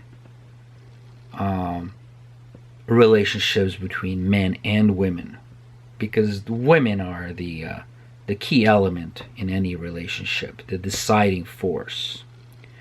Women hold the right and access to sexuality. Women control the sexuality of the male. And this is what the Jew knows. They have known this for almost 100 years at least. And who knows what happened before then. The famous Edward Bernays, nephew or cousin or whatever, relative to Sigmund Freud, a total fraud. The reason you know so much about Freud, yes, he's a Jew. That's why you can't stop hearing about Freud. He's a household name, and he's taught. His degenerate sexual deviance is taught in every university, or should I say, Juniversity. But the reason is that the greatest promoter, advertising agent in the world that the world has ever known was Edward Bernays, who was the relative of Freud. And it was Bernays who promoted the work of Freud. And Bernays became filthy rich. And he was the one that who gave this image of what he called freedom torches to cigarettes. And any woman who started smoking and lit up a cigarette actually had a freedom torch between her fingers. And it was a symbol that no man's going to pin me down, no man's going to control me. I'm smoking, and I'm smoking just like a man. And just think how many women Edward Bernays had murdered because of smoking. To be a Jew is to not be inhibited by morality. Morality doesn't come into the equation. Therefore, anything is possible to achieve. See? The Goyim can't do that. You're driven by morality. You are not willing to be corrupted as the Jew is. That's why the Jew is always going to beat your ass. Always. Is Gary V telling you this? No. Is Jordan Peterson telling you this? No. So anyway, let me finish here. So she says, intimacy, question mark. Meaning that the type A alpha male is not capable of intimacy. They are the ones who are capable of intimacy.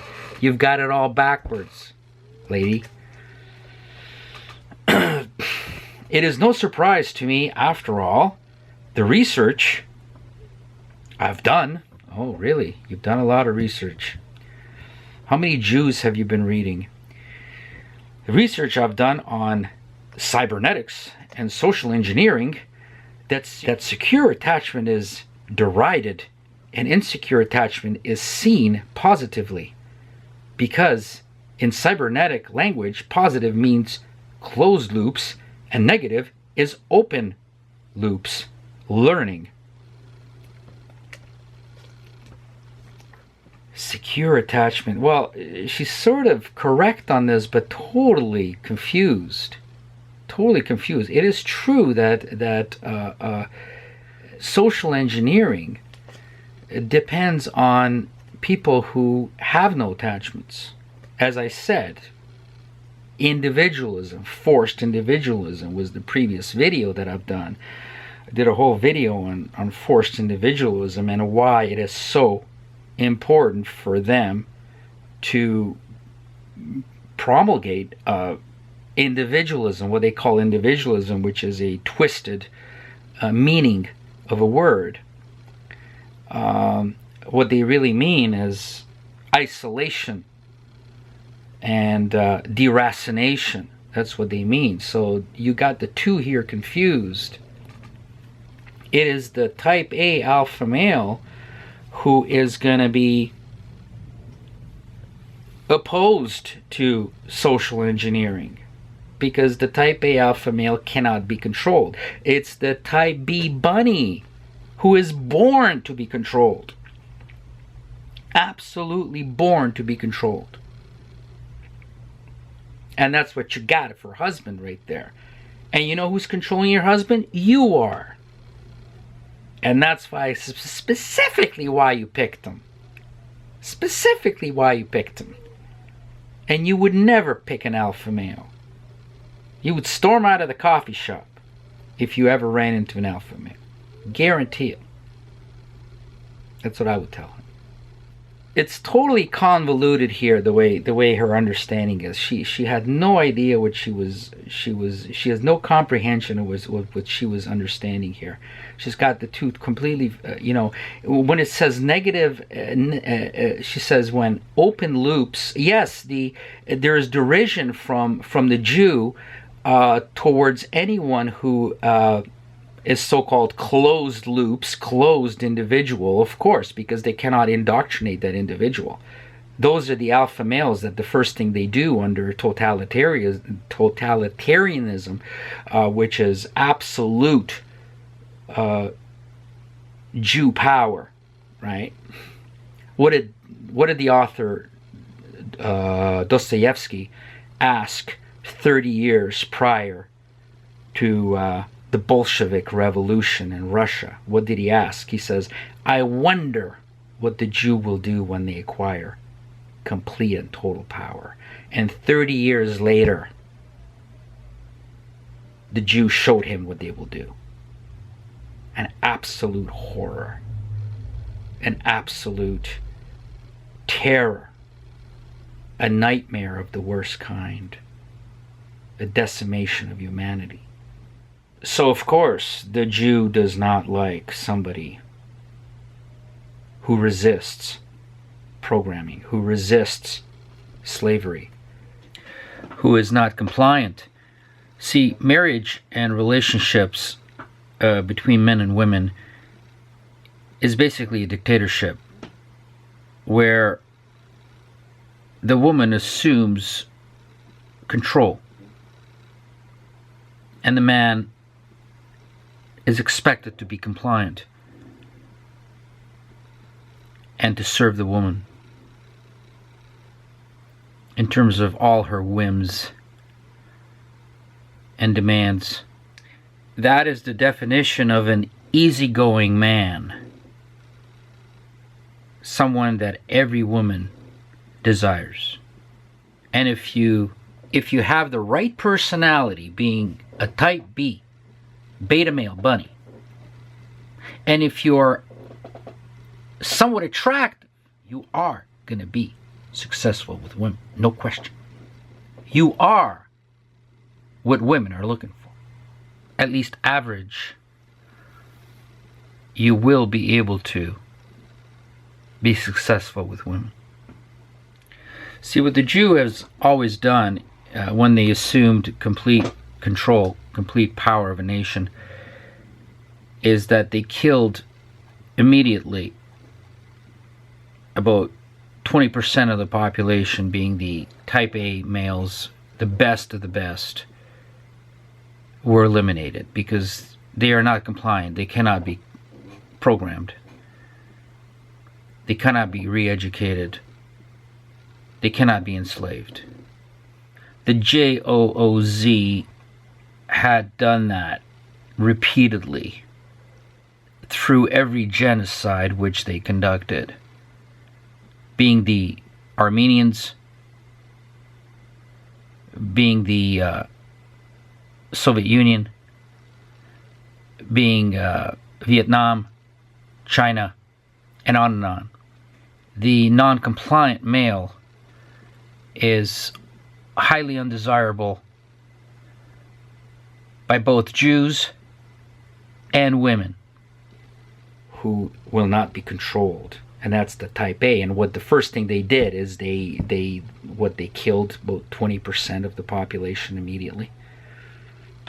And even American Marxists, communists, agreed that 25 million Americans would have to be killed if their revolution was to be successful. It's the first thing that they would do. Because these people cannot be controlled. These people cannot be, the type A, the type A's cannot be indoctrinated, cannot be re-educated. And they're going to be always in opposition of tyranny. So she's got it totally backwards here. And what is she doing? She is the tyrant in that relationship. And the guy even alluded to that during their conversation. You know, with a smile, of course. Of course he would have a smile. A type A alpha would not mention this with a smile. And she knows it. She wouldn't last. She wouldn't last. She'd be made. He will. Her husband, the bunny, will never make her accountable, and she knows that. That's why she's got the pants on. She's even got a dildo between her legs. That's the way she wants it. We live in an upside down world. Yes, we do. So she's got some information, some knowledge, but she's confusing it with everything else. All right? There's nobody to teach her. She's got to do this. There's no alpha male in the house that's going to develop her, that's going to teach her, is going to put her on the right path of knowledge. There's nobody that's going to clarify any of this to her. She says there is no way two type A's would or could ever have satisfying and secure relationships. There's not enough emotional connection for that. Well, again, the first part of her sentence is correct. There is no way two type A's would or could ever have a satisfying and secure relationship. She's right about that. They're going to be at each other's throats because they're going to be contending for control, for power, for dominance. They're both going to want to dominate, and someone's going to lose. And the woman's is going to lose each time, just because her inferiority in many ways. And it's not to demean women in any way. It's just the way they're made, you know, physiologically, psychologically. The type A male is gonna be victorious in that situation, is gonna take on control. He's gonna assume control. However, in her situation, it's her bunny that always loses, and she remains in complete control of the whole dynamic of the marriage. The bunny is perfectly fine with that, where the alpha male would be under terrible stress if he had to live under that condition. See, a relationship with an alpha male is structured totally the opposite as what this arrangement is structured as. It has to be. But this type of woman that you're hearing here will never tolerate that. She has to. She has to dominate. And that's why she picked the husband she did. And in terms of optics, he looks like a masculine male. In terms of optics, he looks like a protector of hers. But in reality, and this is the kind of a disgusting thing, some people may say it's funny. Well, it's funny in a way, but it's also disgusting in another way, in that she's actually dominating over a guy who is a foot taller and bigger and about 150 pounds heavier than she is. All right, but she's dominating over this guy. And you know what? He is perfectly happy with that. That's how he prefers it. But please, honey, keep down your politics when we go to our friend's house, because I want to be invited back. You know, you think, oh, please, you know, he's cringing while she's talking, you know, and who knows, she's talking about Trump and liberals and conservatives. 9/11, and maybe even the Jews. And the poor guy is frightened. He's frightened to death. He really does not give a shit about any of that stuff. He just wants to be liked and accepted in the group, because he's a nice guy and he's easygoing. Oh. She's not quite Jew aware, I don't think. She would already be Jew aware had she been developed that way, but there's nobody to develop her, so she's just going on about some superficial political topics, political issues, current affairs, and he's just biting his tongue and, oh, please don't, you know, he's got his fingers crossed and, oh, honey, keep it down, please. We don't want any of this, you know, and his guy is huge. So she goes on and says, we live in an upside down world. Yes, she's gotten that far. She realizes that the Jew is against Logos. The Jew has no Logos.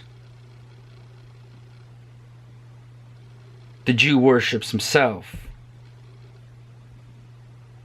The Jew doesn't believe in a creator. The Jew doesn't believe in an afterlife. The Jew doesn't believe in the laws of nature, laws of God. The Jew is against God. The Jew will not accept the Son of God as their Messiah. In fact, they're going to kill him. They have killed him immediately. Now, you got to understand that even if you claim to be the most staunch atheist, you still have a certain ideology. And if you're not a Jew, you do not have the Jew ideology. You still live under Logos. You got to understand that. So if you say that, oh, I don't believe that Jesus ever existed, that does not matter. It's the concept which matters. It's the message in the Bible which matters. Not the fact that did the bush catch on fire, or did God speak to whatever, Moses.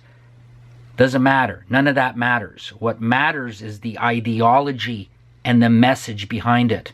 And you, the atheist, lives under that ideology, no matter what. The Jew does not. That's the difference. You, the atheist, is not at war with Logos, but the Jew has always been at war with Logos. That's why you're not a Jew. So she doesn't realize why the world is upside down. Anything that God creates, the Jew is going to turn it upside down. That's why you see everything you see. You feel degeneracy. You see it all the time. You feel sick to your stomach when you see it. It's something you feel. It's something you may not be able to define, but you know it when you feel it. Well, that's what the Jew does. The Jew turns everything upside down. So she goes on and says so she's right about that. Okay? But she can't tie it to who's responsible for it. Understand? There's not enough emotional connection for that. In fact, there is a lot more emotional connection. How the hell would you know? Have you ever been with an alpha male? Have you ever been with an alpha male? I have studied for decades. I've been conscious of this almost from birth. Growing up as a kid, I've been conscious of the two types. I've been studying the two types. I've been analyzing the two types. I've been dealing personally with the two types. Okay? Have you? Is what I would ask her. Have you? You have any idea, besides the conflict you will have with the type A, do you have any idea about his ability for emotional connection? Again, girls, every video I do, I actually do for women. The problem is that women don't give a shit about even listening. Okay? And that's unfortunate. What I would tell women is, look at a man and look how he functions in any area of life, his life, how he approaches anything, how he responds to anything, his level of passion, his level of energy, his level of commitment, and you cannot beat a type A. A type A is supreme, absolutely supreme. None of this matters to the type B bunny. None of it matters. The type B just wants to be on the team. I'm not saying a type B is not useful. We need to populate armies. Armies of thousands, tens of thousands, hundreds of thousands, armies of millions. And who are these people in these armies? They're type B males, not type A. We need workers. We need workers who cooperate. We need workers who could be led. We need workers who do not conduct uprisings. We need workers who don't judge. We need workers who don't complain. We need workers who don't innovate. That's the key. We don't want anybody to innovate. We just want them to follow orders. If you look into any corporation, any organization, any government, ministry, institutions, education, on any level, and you see the type B male, and the type B male fits. I mean, an alpha male fucking cannot even be employed in many cases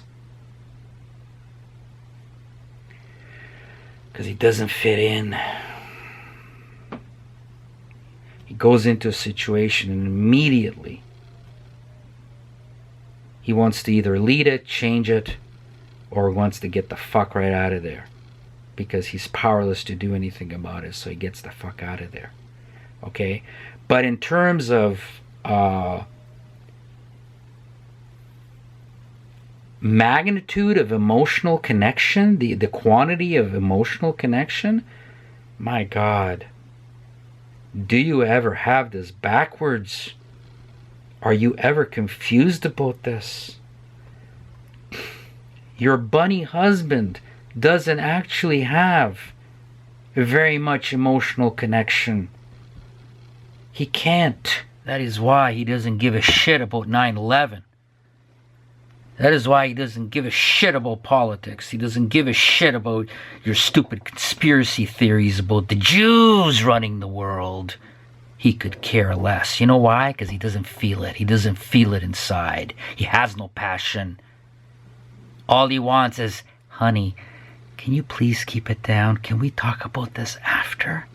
After we come home? Can we do that? He doesn't fucking feel it. If he doesn't feel that, how is he going to feel anything in the relationship? All he's going to be is a conformist. He's going to comply. He's going to be an easygoing guy with a fucking dominant woman. That's what you're getting. And that's exactly what you wanted. And you got. And you know what? I agree with you. It works. It works.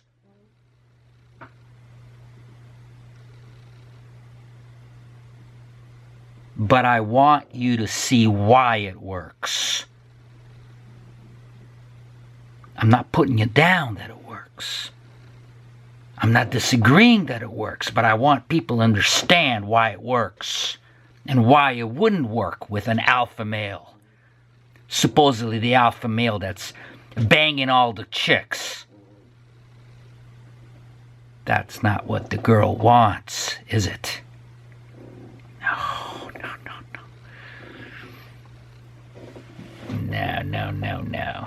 We want an easygoing guy. A big guy with a little personality.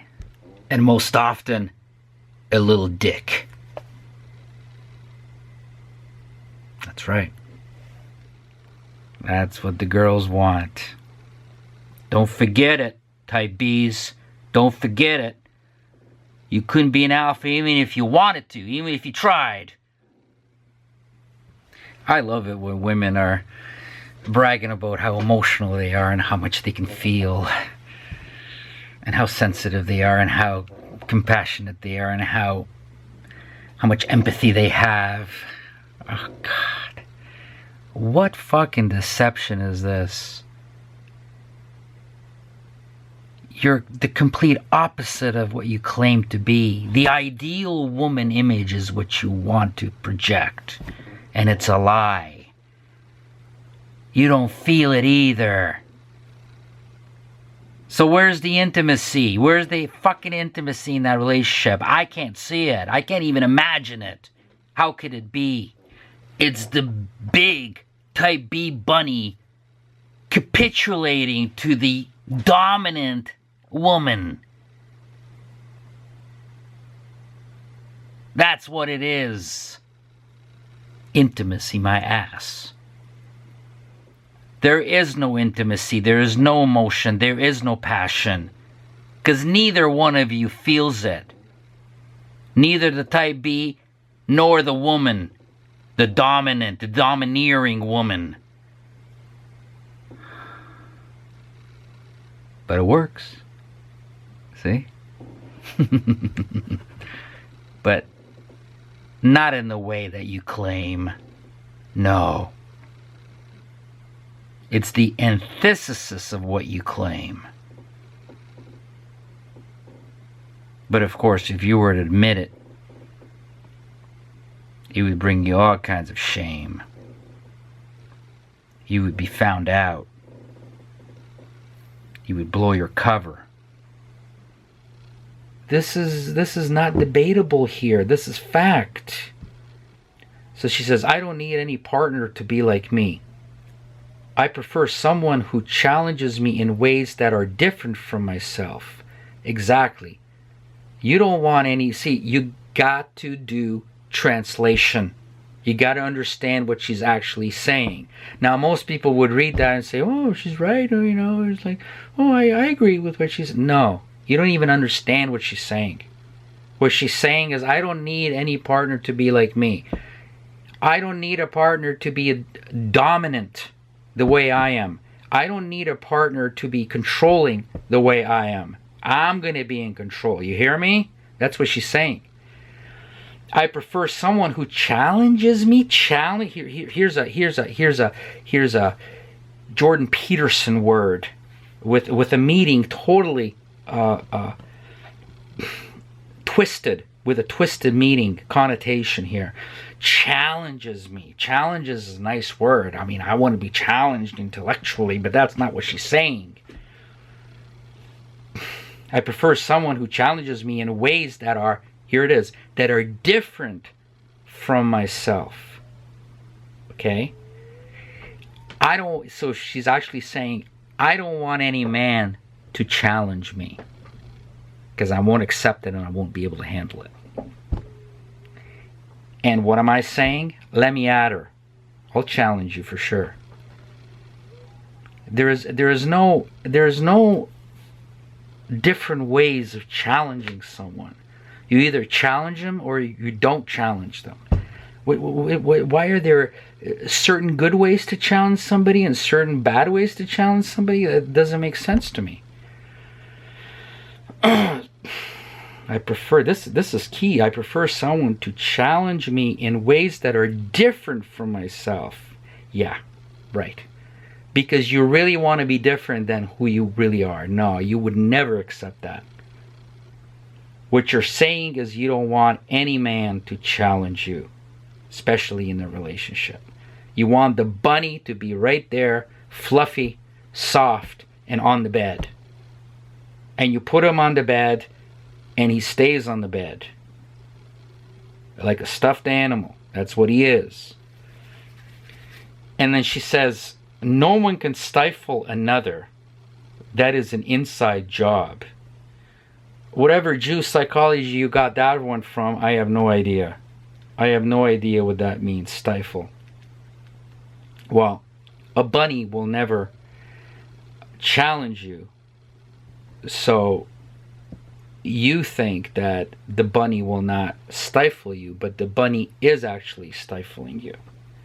The bunny is actually stifling you because a bunny is not actually a partner to you.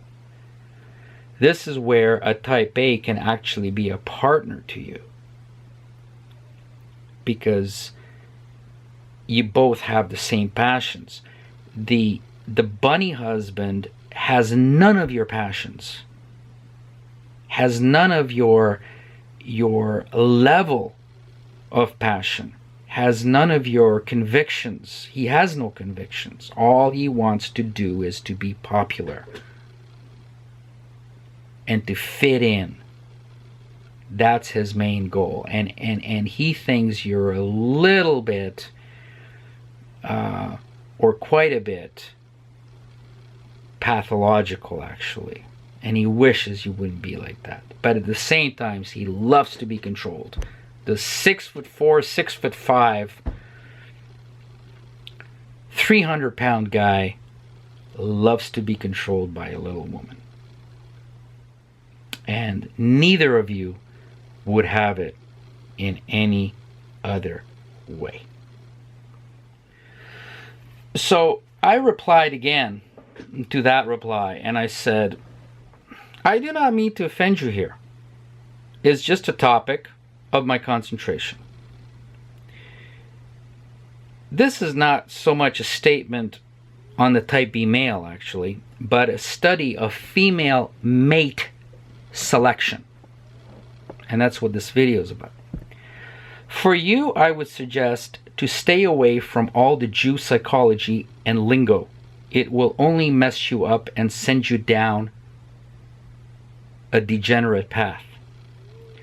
Listen to lecturers, writers, commentators who explain to you how the Jew functions, how priests were sexually corrupted by the Jew, and now how the Jew says that a woman should have 25 sex partners to be normal. They want society to consider women that have 25 sex partners to be normal. So see, they're changing the entire morality, the entire standards, normality, morality standards of society. When I was referring to how Catholic priests were corrupted, during the time of and after Vatican II, which the Jew infiltrated the Catholic Church and got them to bring in this major reform in the Catholic Church called Vatican II. What was that? 1965. Everything happened around 1965. I mean, they had killed JFK, and a political and cultural coup took place at that time. The government was taken over, and society and culture were taken over by the Jew at that point. I mean, immigration changed. The situation of black Americans had vastly changed. They were destabilized. They fell apart, literally. They brought in the welfare state for them.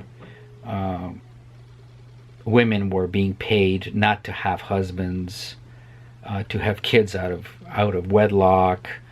The Jew was then instrumental in contraception, abortion, and then same-sex marriage.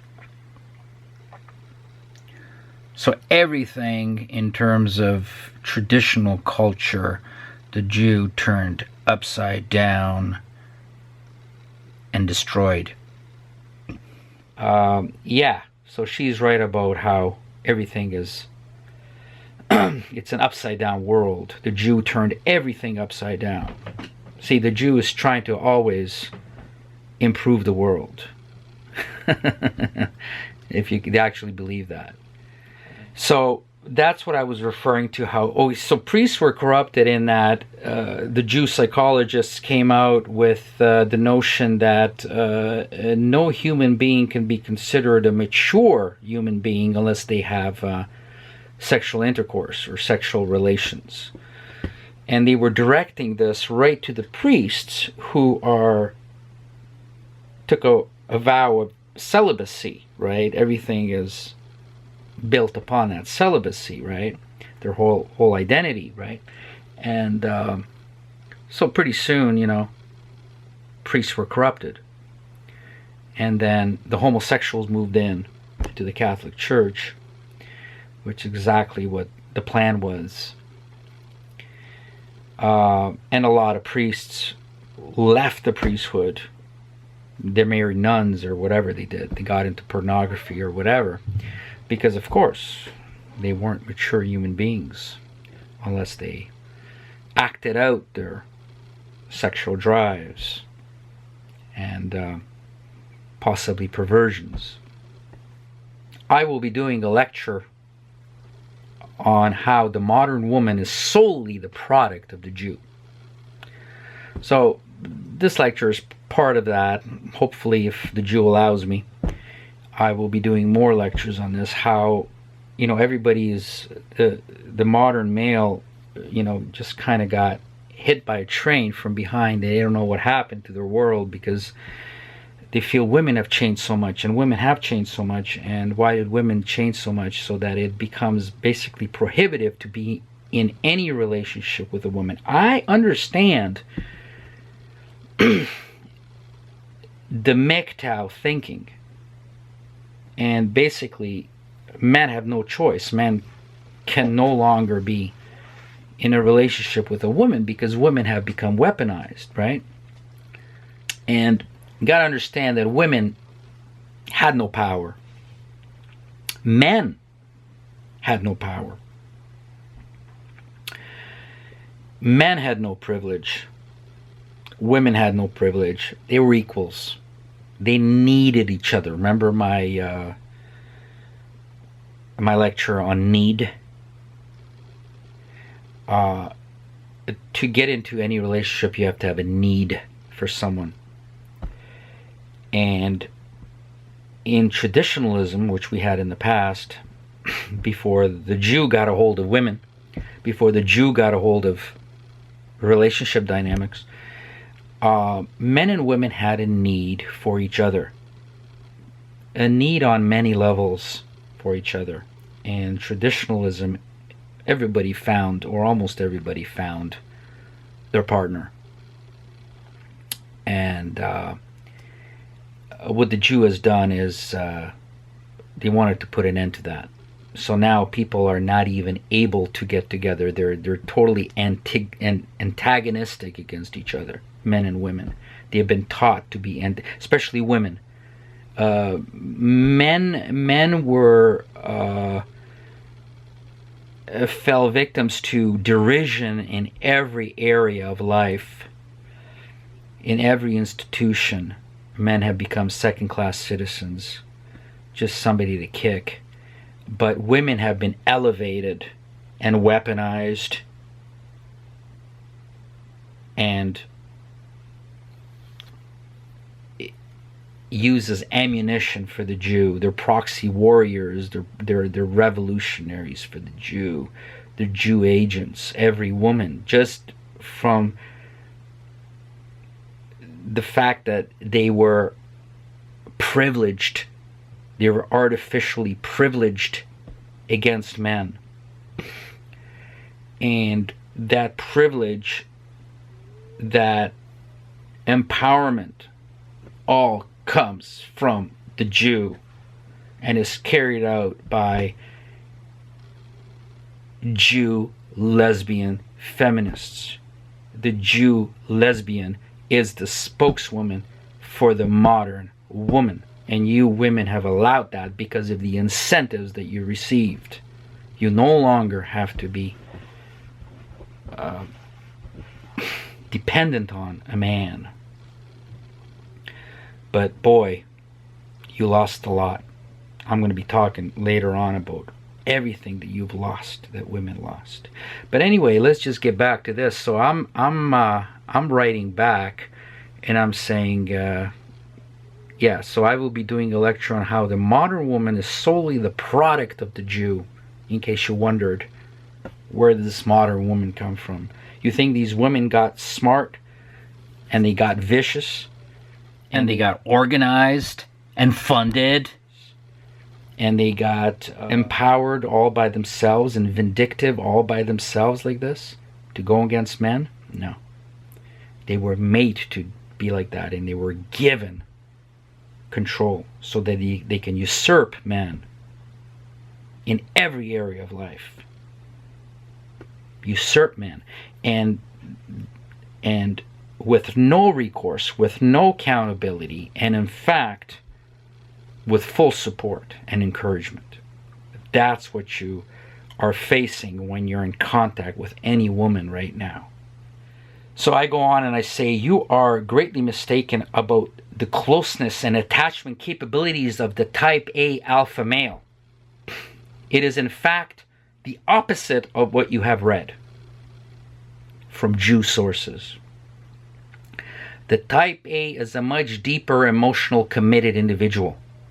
It is an individual who does not conform or cooperate, and one who runs on principle, passion, and most importantly, sincerity. Sure, they are more difficult to handle, specifically for this reason, because they have these traits. They approach women also in the same way. women reading this saying, "Oh my God, I'm going to be lookout for the alpha male. I want nothing to do with him. He's out to get me." Yeah, he's out to get you. But at the same time, he's going to be your most solid and your most loyal, your most sincere, and the deepest relationship you will ever have.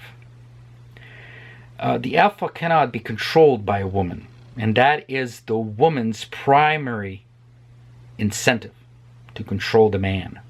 Every woman wants to control every man, regardless of what they say, I've said this before, regardless of how submissive the little woman may seem in both physical size and personality, very absolutely submissive. Don't be fooled for that. Don't be fooled by that. As soon as you get in a relationship, they're going to be changing gradually, sometimes covert control of the male and the deconstruction of the male, the deconstruction of a male self-esteem, to be specific, and which is a terrible feeling for any man. The little woman is going to take away your self-esteem and turn you into the perfect slave. Now, if you're a type B male, bunny, you won't necessarily mind that. That's your natural condition, your natural existence. The alpha is in conflict with women. They both are fighting for control. I mentioned that before. This is not the factor with the type B male, who is happy just to serve and to be appeasing and, yes, submissive to the woman. No matter his physical size, the type B male is fine being dominated, just so he will be liked and accepted. The alpha does not need to be liked or accepted. In fact, if he is liked and accepted, he feels uncomfortable and feels that he's not doing his job of the alpha male. See, the alpha male and the beta male have specific and contrasting roles in terms of society, life. Their personalities are contrasting. And this is why they have distaste for each other. Now, there's a few exceptions where type A's and type B's do get along well. I'll get to that later. So I'm saying the woman is much closer being with another woman when choosing the type B male, because the type B male is much more closer to being a woman but in a male body. And that's why I said a type B male in a masculine body, physical size really helps in this situation. They can be unbelievably successful with women. All right, so it's not the alpha male who's getting laid. All right, don't forget that. And again, if you're not an attractive type B, you're out of luck. You're really out of luck with women. You're really out of luck.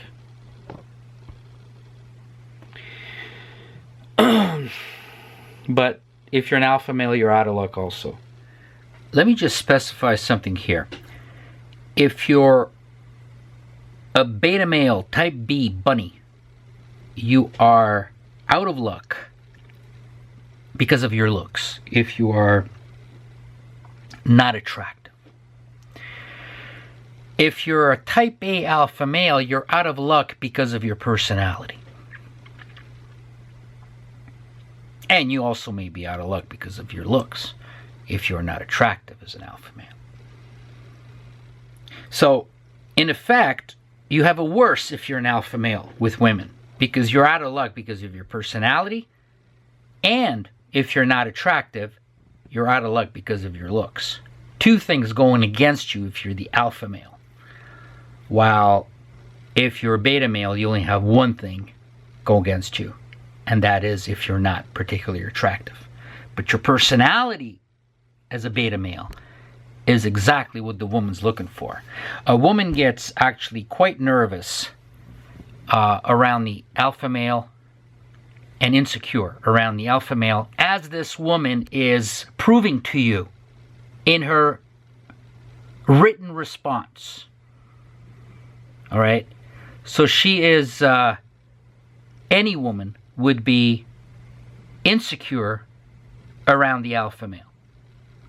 And also insecure if the alpha male is attractive at the same time. Because the woman's going to say, well, I don't trust it. He's attractive. He's more attractive than I am. Nope. Don't trust that at all. This is not a guy that I'm going to be able to control, to keep at home. The alpha male will not be faithful. Now, an alpha male, and also good-looking alpha male, two things that is going to tell the woman this guy's never going to be faithful. I'm moving on. Thank you very much. Regardless of how handsome the guy might be, you know. In spite of the fact that he's masculine, he's got the alpha personality. He's ambitious, he's competitive, and he's also attractive. These things are going to tell the woman, move on, this guy is trouble. This guy will never be faithful. I will never be able to expect fidelity from this guy. I will never be able to control this guy. I will never be able to be the dominant one in the relationship. Simply put, the woman will not get what she wants. It's a business transaction. It's a job interview, job selection for the woman. That's the way the woman looks at it. He's got the personality, yes, check. He's got the looks, check. Nope. I'm going to move on. Not for me.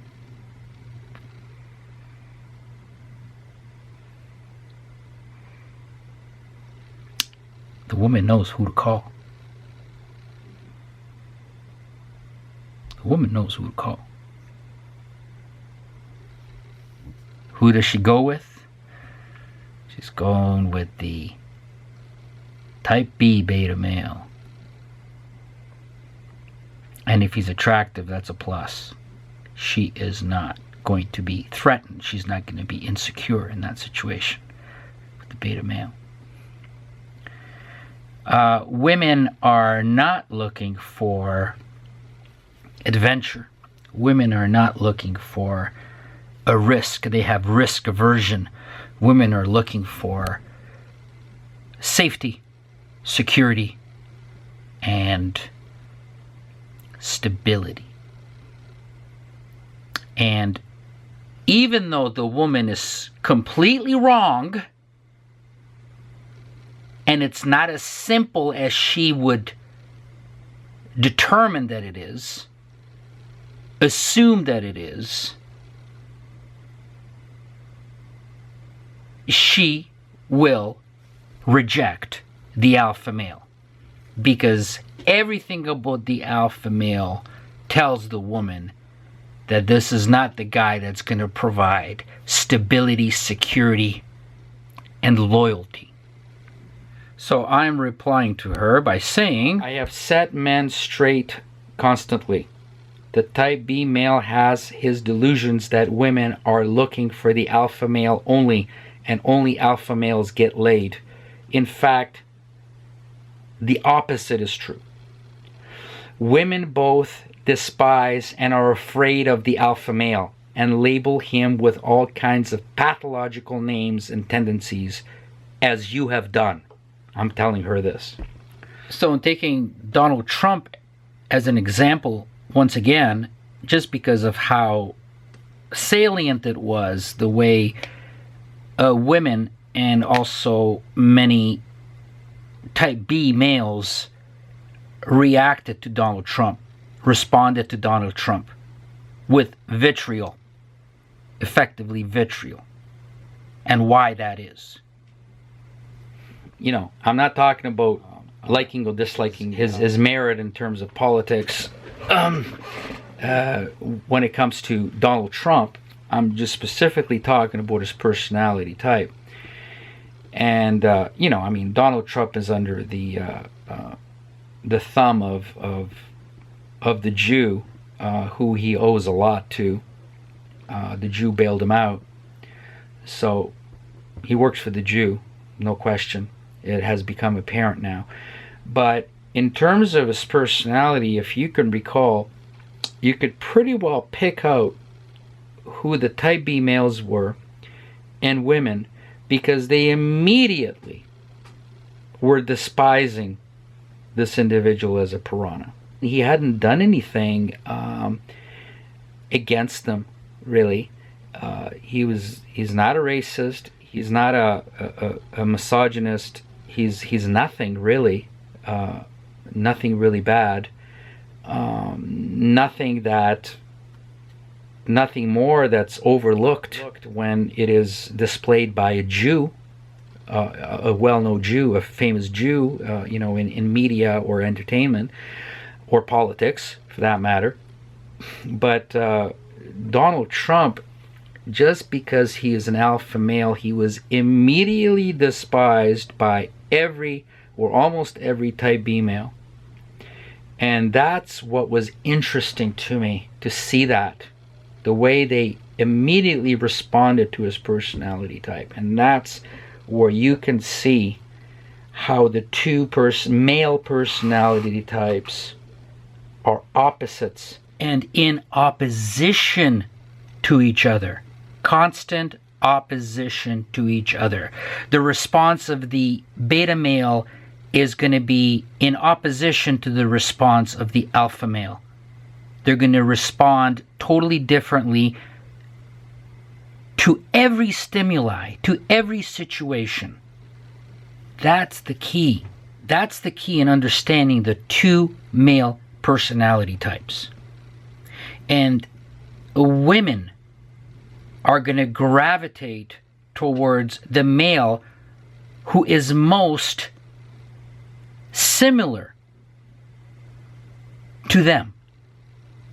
The most similar to how women would respond, how women would react to every situation. The two male personality types can, and often do, abhor each other, just because their response is so different. They irritate each other and they find each other distasteful. The type B male, just as women, put a lot of emphasis not on content, but on demeanor, on the quality of gentleness, softness, delicacy, diplomacy, subtlety, indirectness. These are all virtues. Virtues, things to respect by beta males and women. So if the alpha comes along and he's none of these, of course he's all about content. He's all about purpose. He's all about meaning. He's all about profundity. And he's all about directness. Ooh. This is a bad guy. This is a bad guy. You got to understand those virtues that I talked about of the type B male and women. What does that lead to? All those lead to deception, coming from behind, which then progresses to being stabbed from behind. See, the alpha male is not interested in any of that. The alpha male will come out to the woman and say, I find you really attractive, I want to fuck you.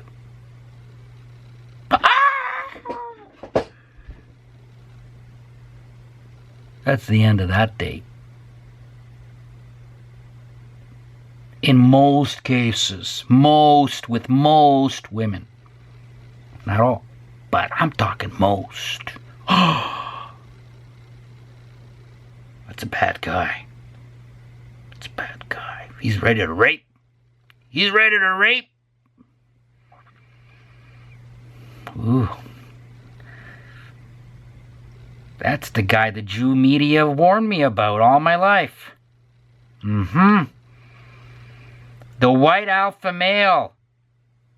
Ugh. Better call the cops on him.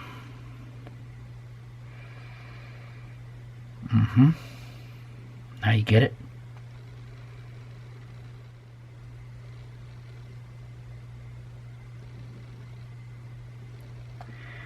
Even on this channel, complaints to me often deal not with the content, but in how I respond to various situations. They abhor each other. The difference being that alpha male usually just dismisses and ignores the type B male, but the type B male cannot help to openly despise the alpha male. So don't give me this shit about beta males, type B male bunnies learning to be alphas, okay? Trust me, you don't want to be an alpha. And if I made you to be an alpha, you would scream in pain and suffering. You'd be tortured being forced to be an alpha male. You couldn't do it. It's just impossible. You wouldn't know what to do. And if you were told what to do and taught what to do, you would absolutely hate it. You'd get sick. Physically sick. Things that come completely naturally to the alpha male, the beta male would find excruciatingly uncomfortable and torturous. Okay, the alpha male will destroy a woman simply by making her accountable and judging her. This is the key. This is what this woman could never accept. This is something that this woman would never be able to tolerate. She would freak. She would do all kinds of extreme things if she was ever put in that situation. If she was locked in a room with an alpha male. That's why her bunny is wonderful. Her bunny is wonderful. And he's big too. You know, we're not talking about a little bunny here. And a lot of bunnies are little bunnies. But we're talking about a big bunny, which is exactly what she dreamed about. This guy had no problems being taken in by her. So the alpha will destroy a woman simply by making her accountable and judging her. This is an immediate deal breaker for any woman. Okay, these are important points. This is me writing back to her, replying to her. Regardless of how attractive and masculine the alpha may be. Dumb guys writing comments even recently. Looks is the #1 factor. It's the only thing that matters for women. I wish it was that easy. All right. That's not the case. Personality type is the number one consideration for a woman. Just how compliant is this guy and what he will be like in the relationship? That's how a woman responds. In fact, if a guy is too good looking, too masculine, and of course an alpha male, it frightens the woman. It threatens the woman, and the woman's out of there. Physical appearance is definitely not the most important factor for a woman. Because going forward, she's going to get nothing from physical appearance. No benefit whatsoever. And a woman isn't going for sex. She's not programmed to inseminate anyone. And that's why personality type, the so-called easygoing guy, which every woman on every dating site dreams about finding. The easygoing guy, which is, in translation once again, the type B male bunny. Alright, you got that? That's what easygoing means. An alpha male is never easygoing. Never. Never. He doesn't know how to be easygoing. It is an immediate deal breaker for any woman to be made accountable and to be judged. Because a woman has always got a mask on. A woman is always mimicking, feigning the so-called ideal woman stereotype image. That's what they project. That's why a lot of things are taboo for women to talk about. And then when you get to know them, you can really take the veil off and see who they really are.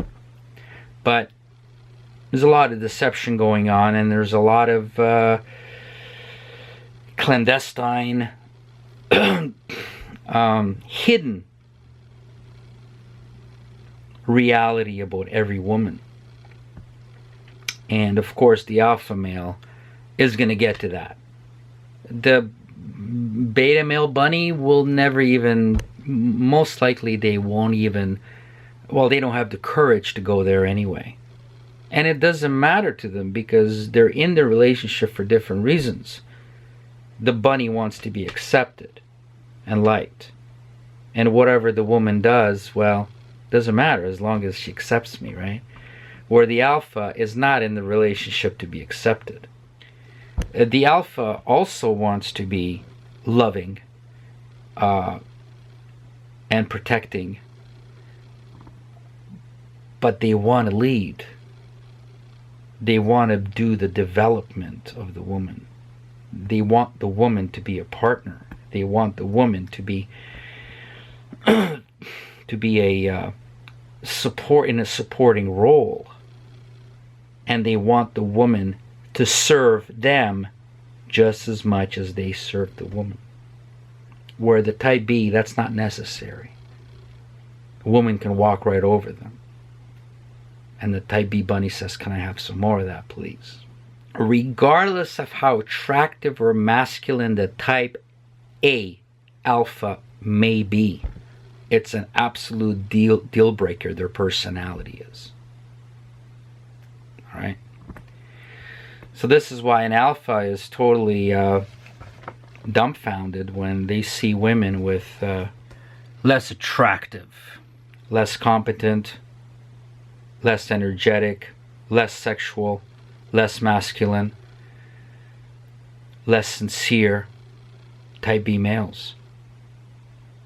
They don't understand why. This is why. This is why. This is why this woman picked the bunny, the big bunny.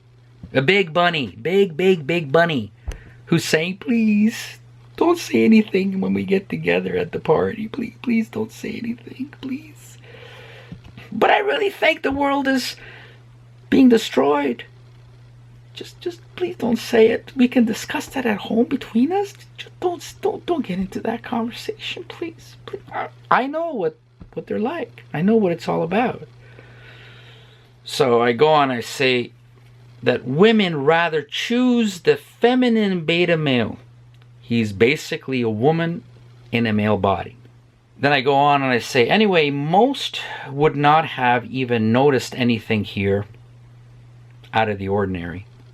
Most would have never even thought about analyzing the situation. But I do, because this is what I do.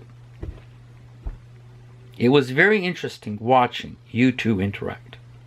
I have a deeper perception and a focus on detail. You two are very different personalities, as you fully know. You actually appeal to me, and I could associate with you, but I cringed at your husband and the friends he mentioned he has.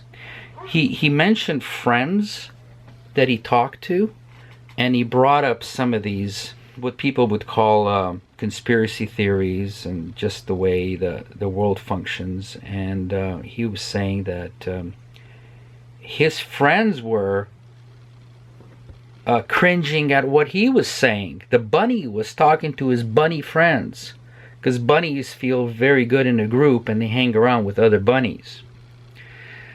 You see the alpha male usually by himself. He's a lone wolf, and when he gets in with a group, it's usually for a purpose.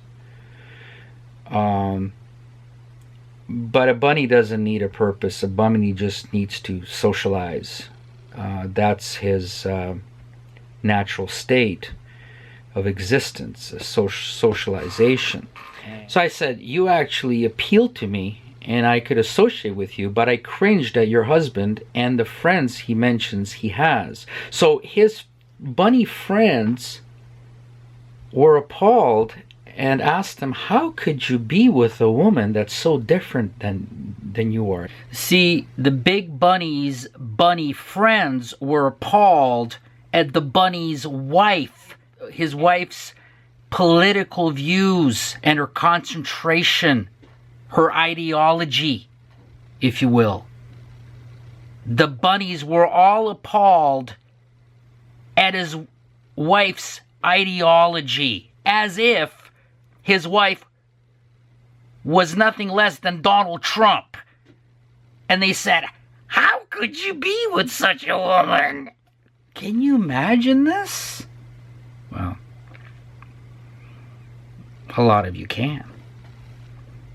His friends already made a judgment on his wife. His wife. So that's how the type B male bunny reacts even to a woman who's got the alpha personality. See? And they were wondering, why are you with this woman?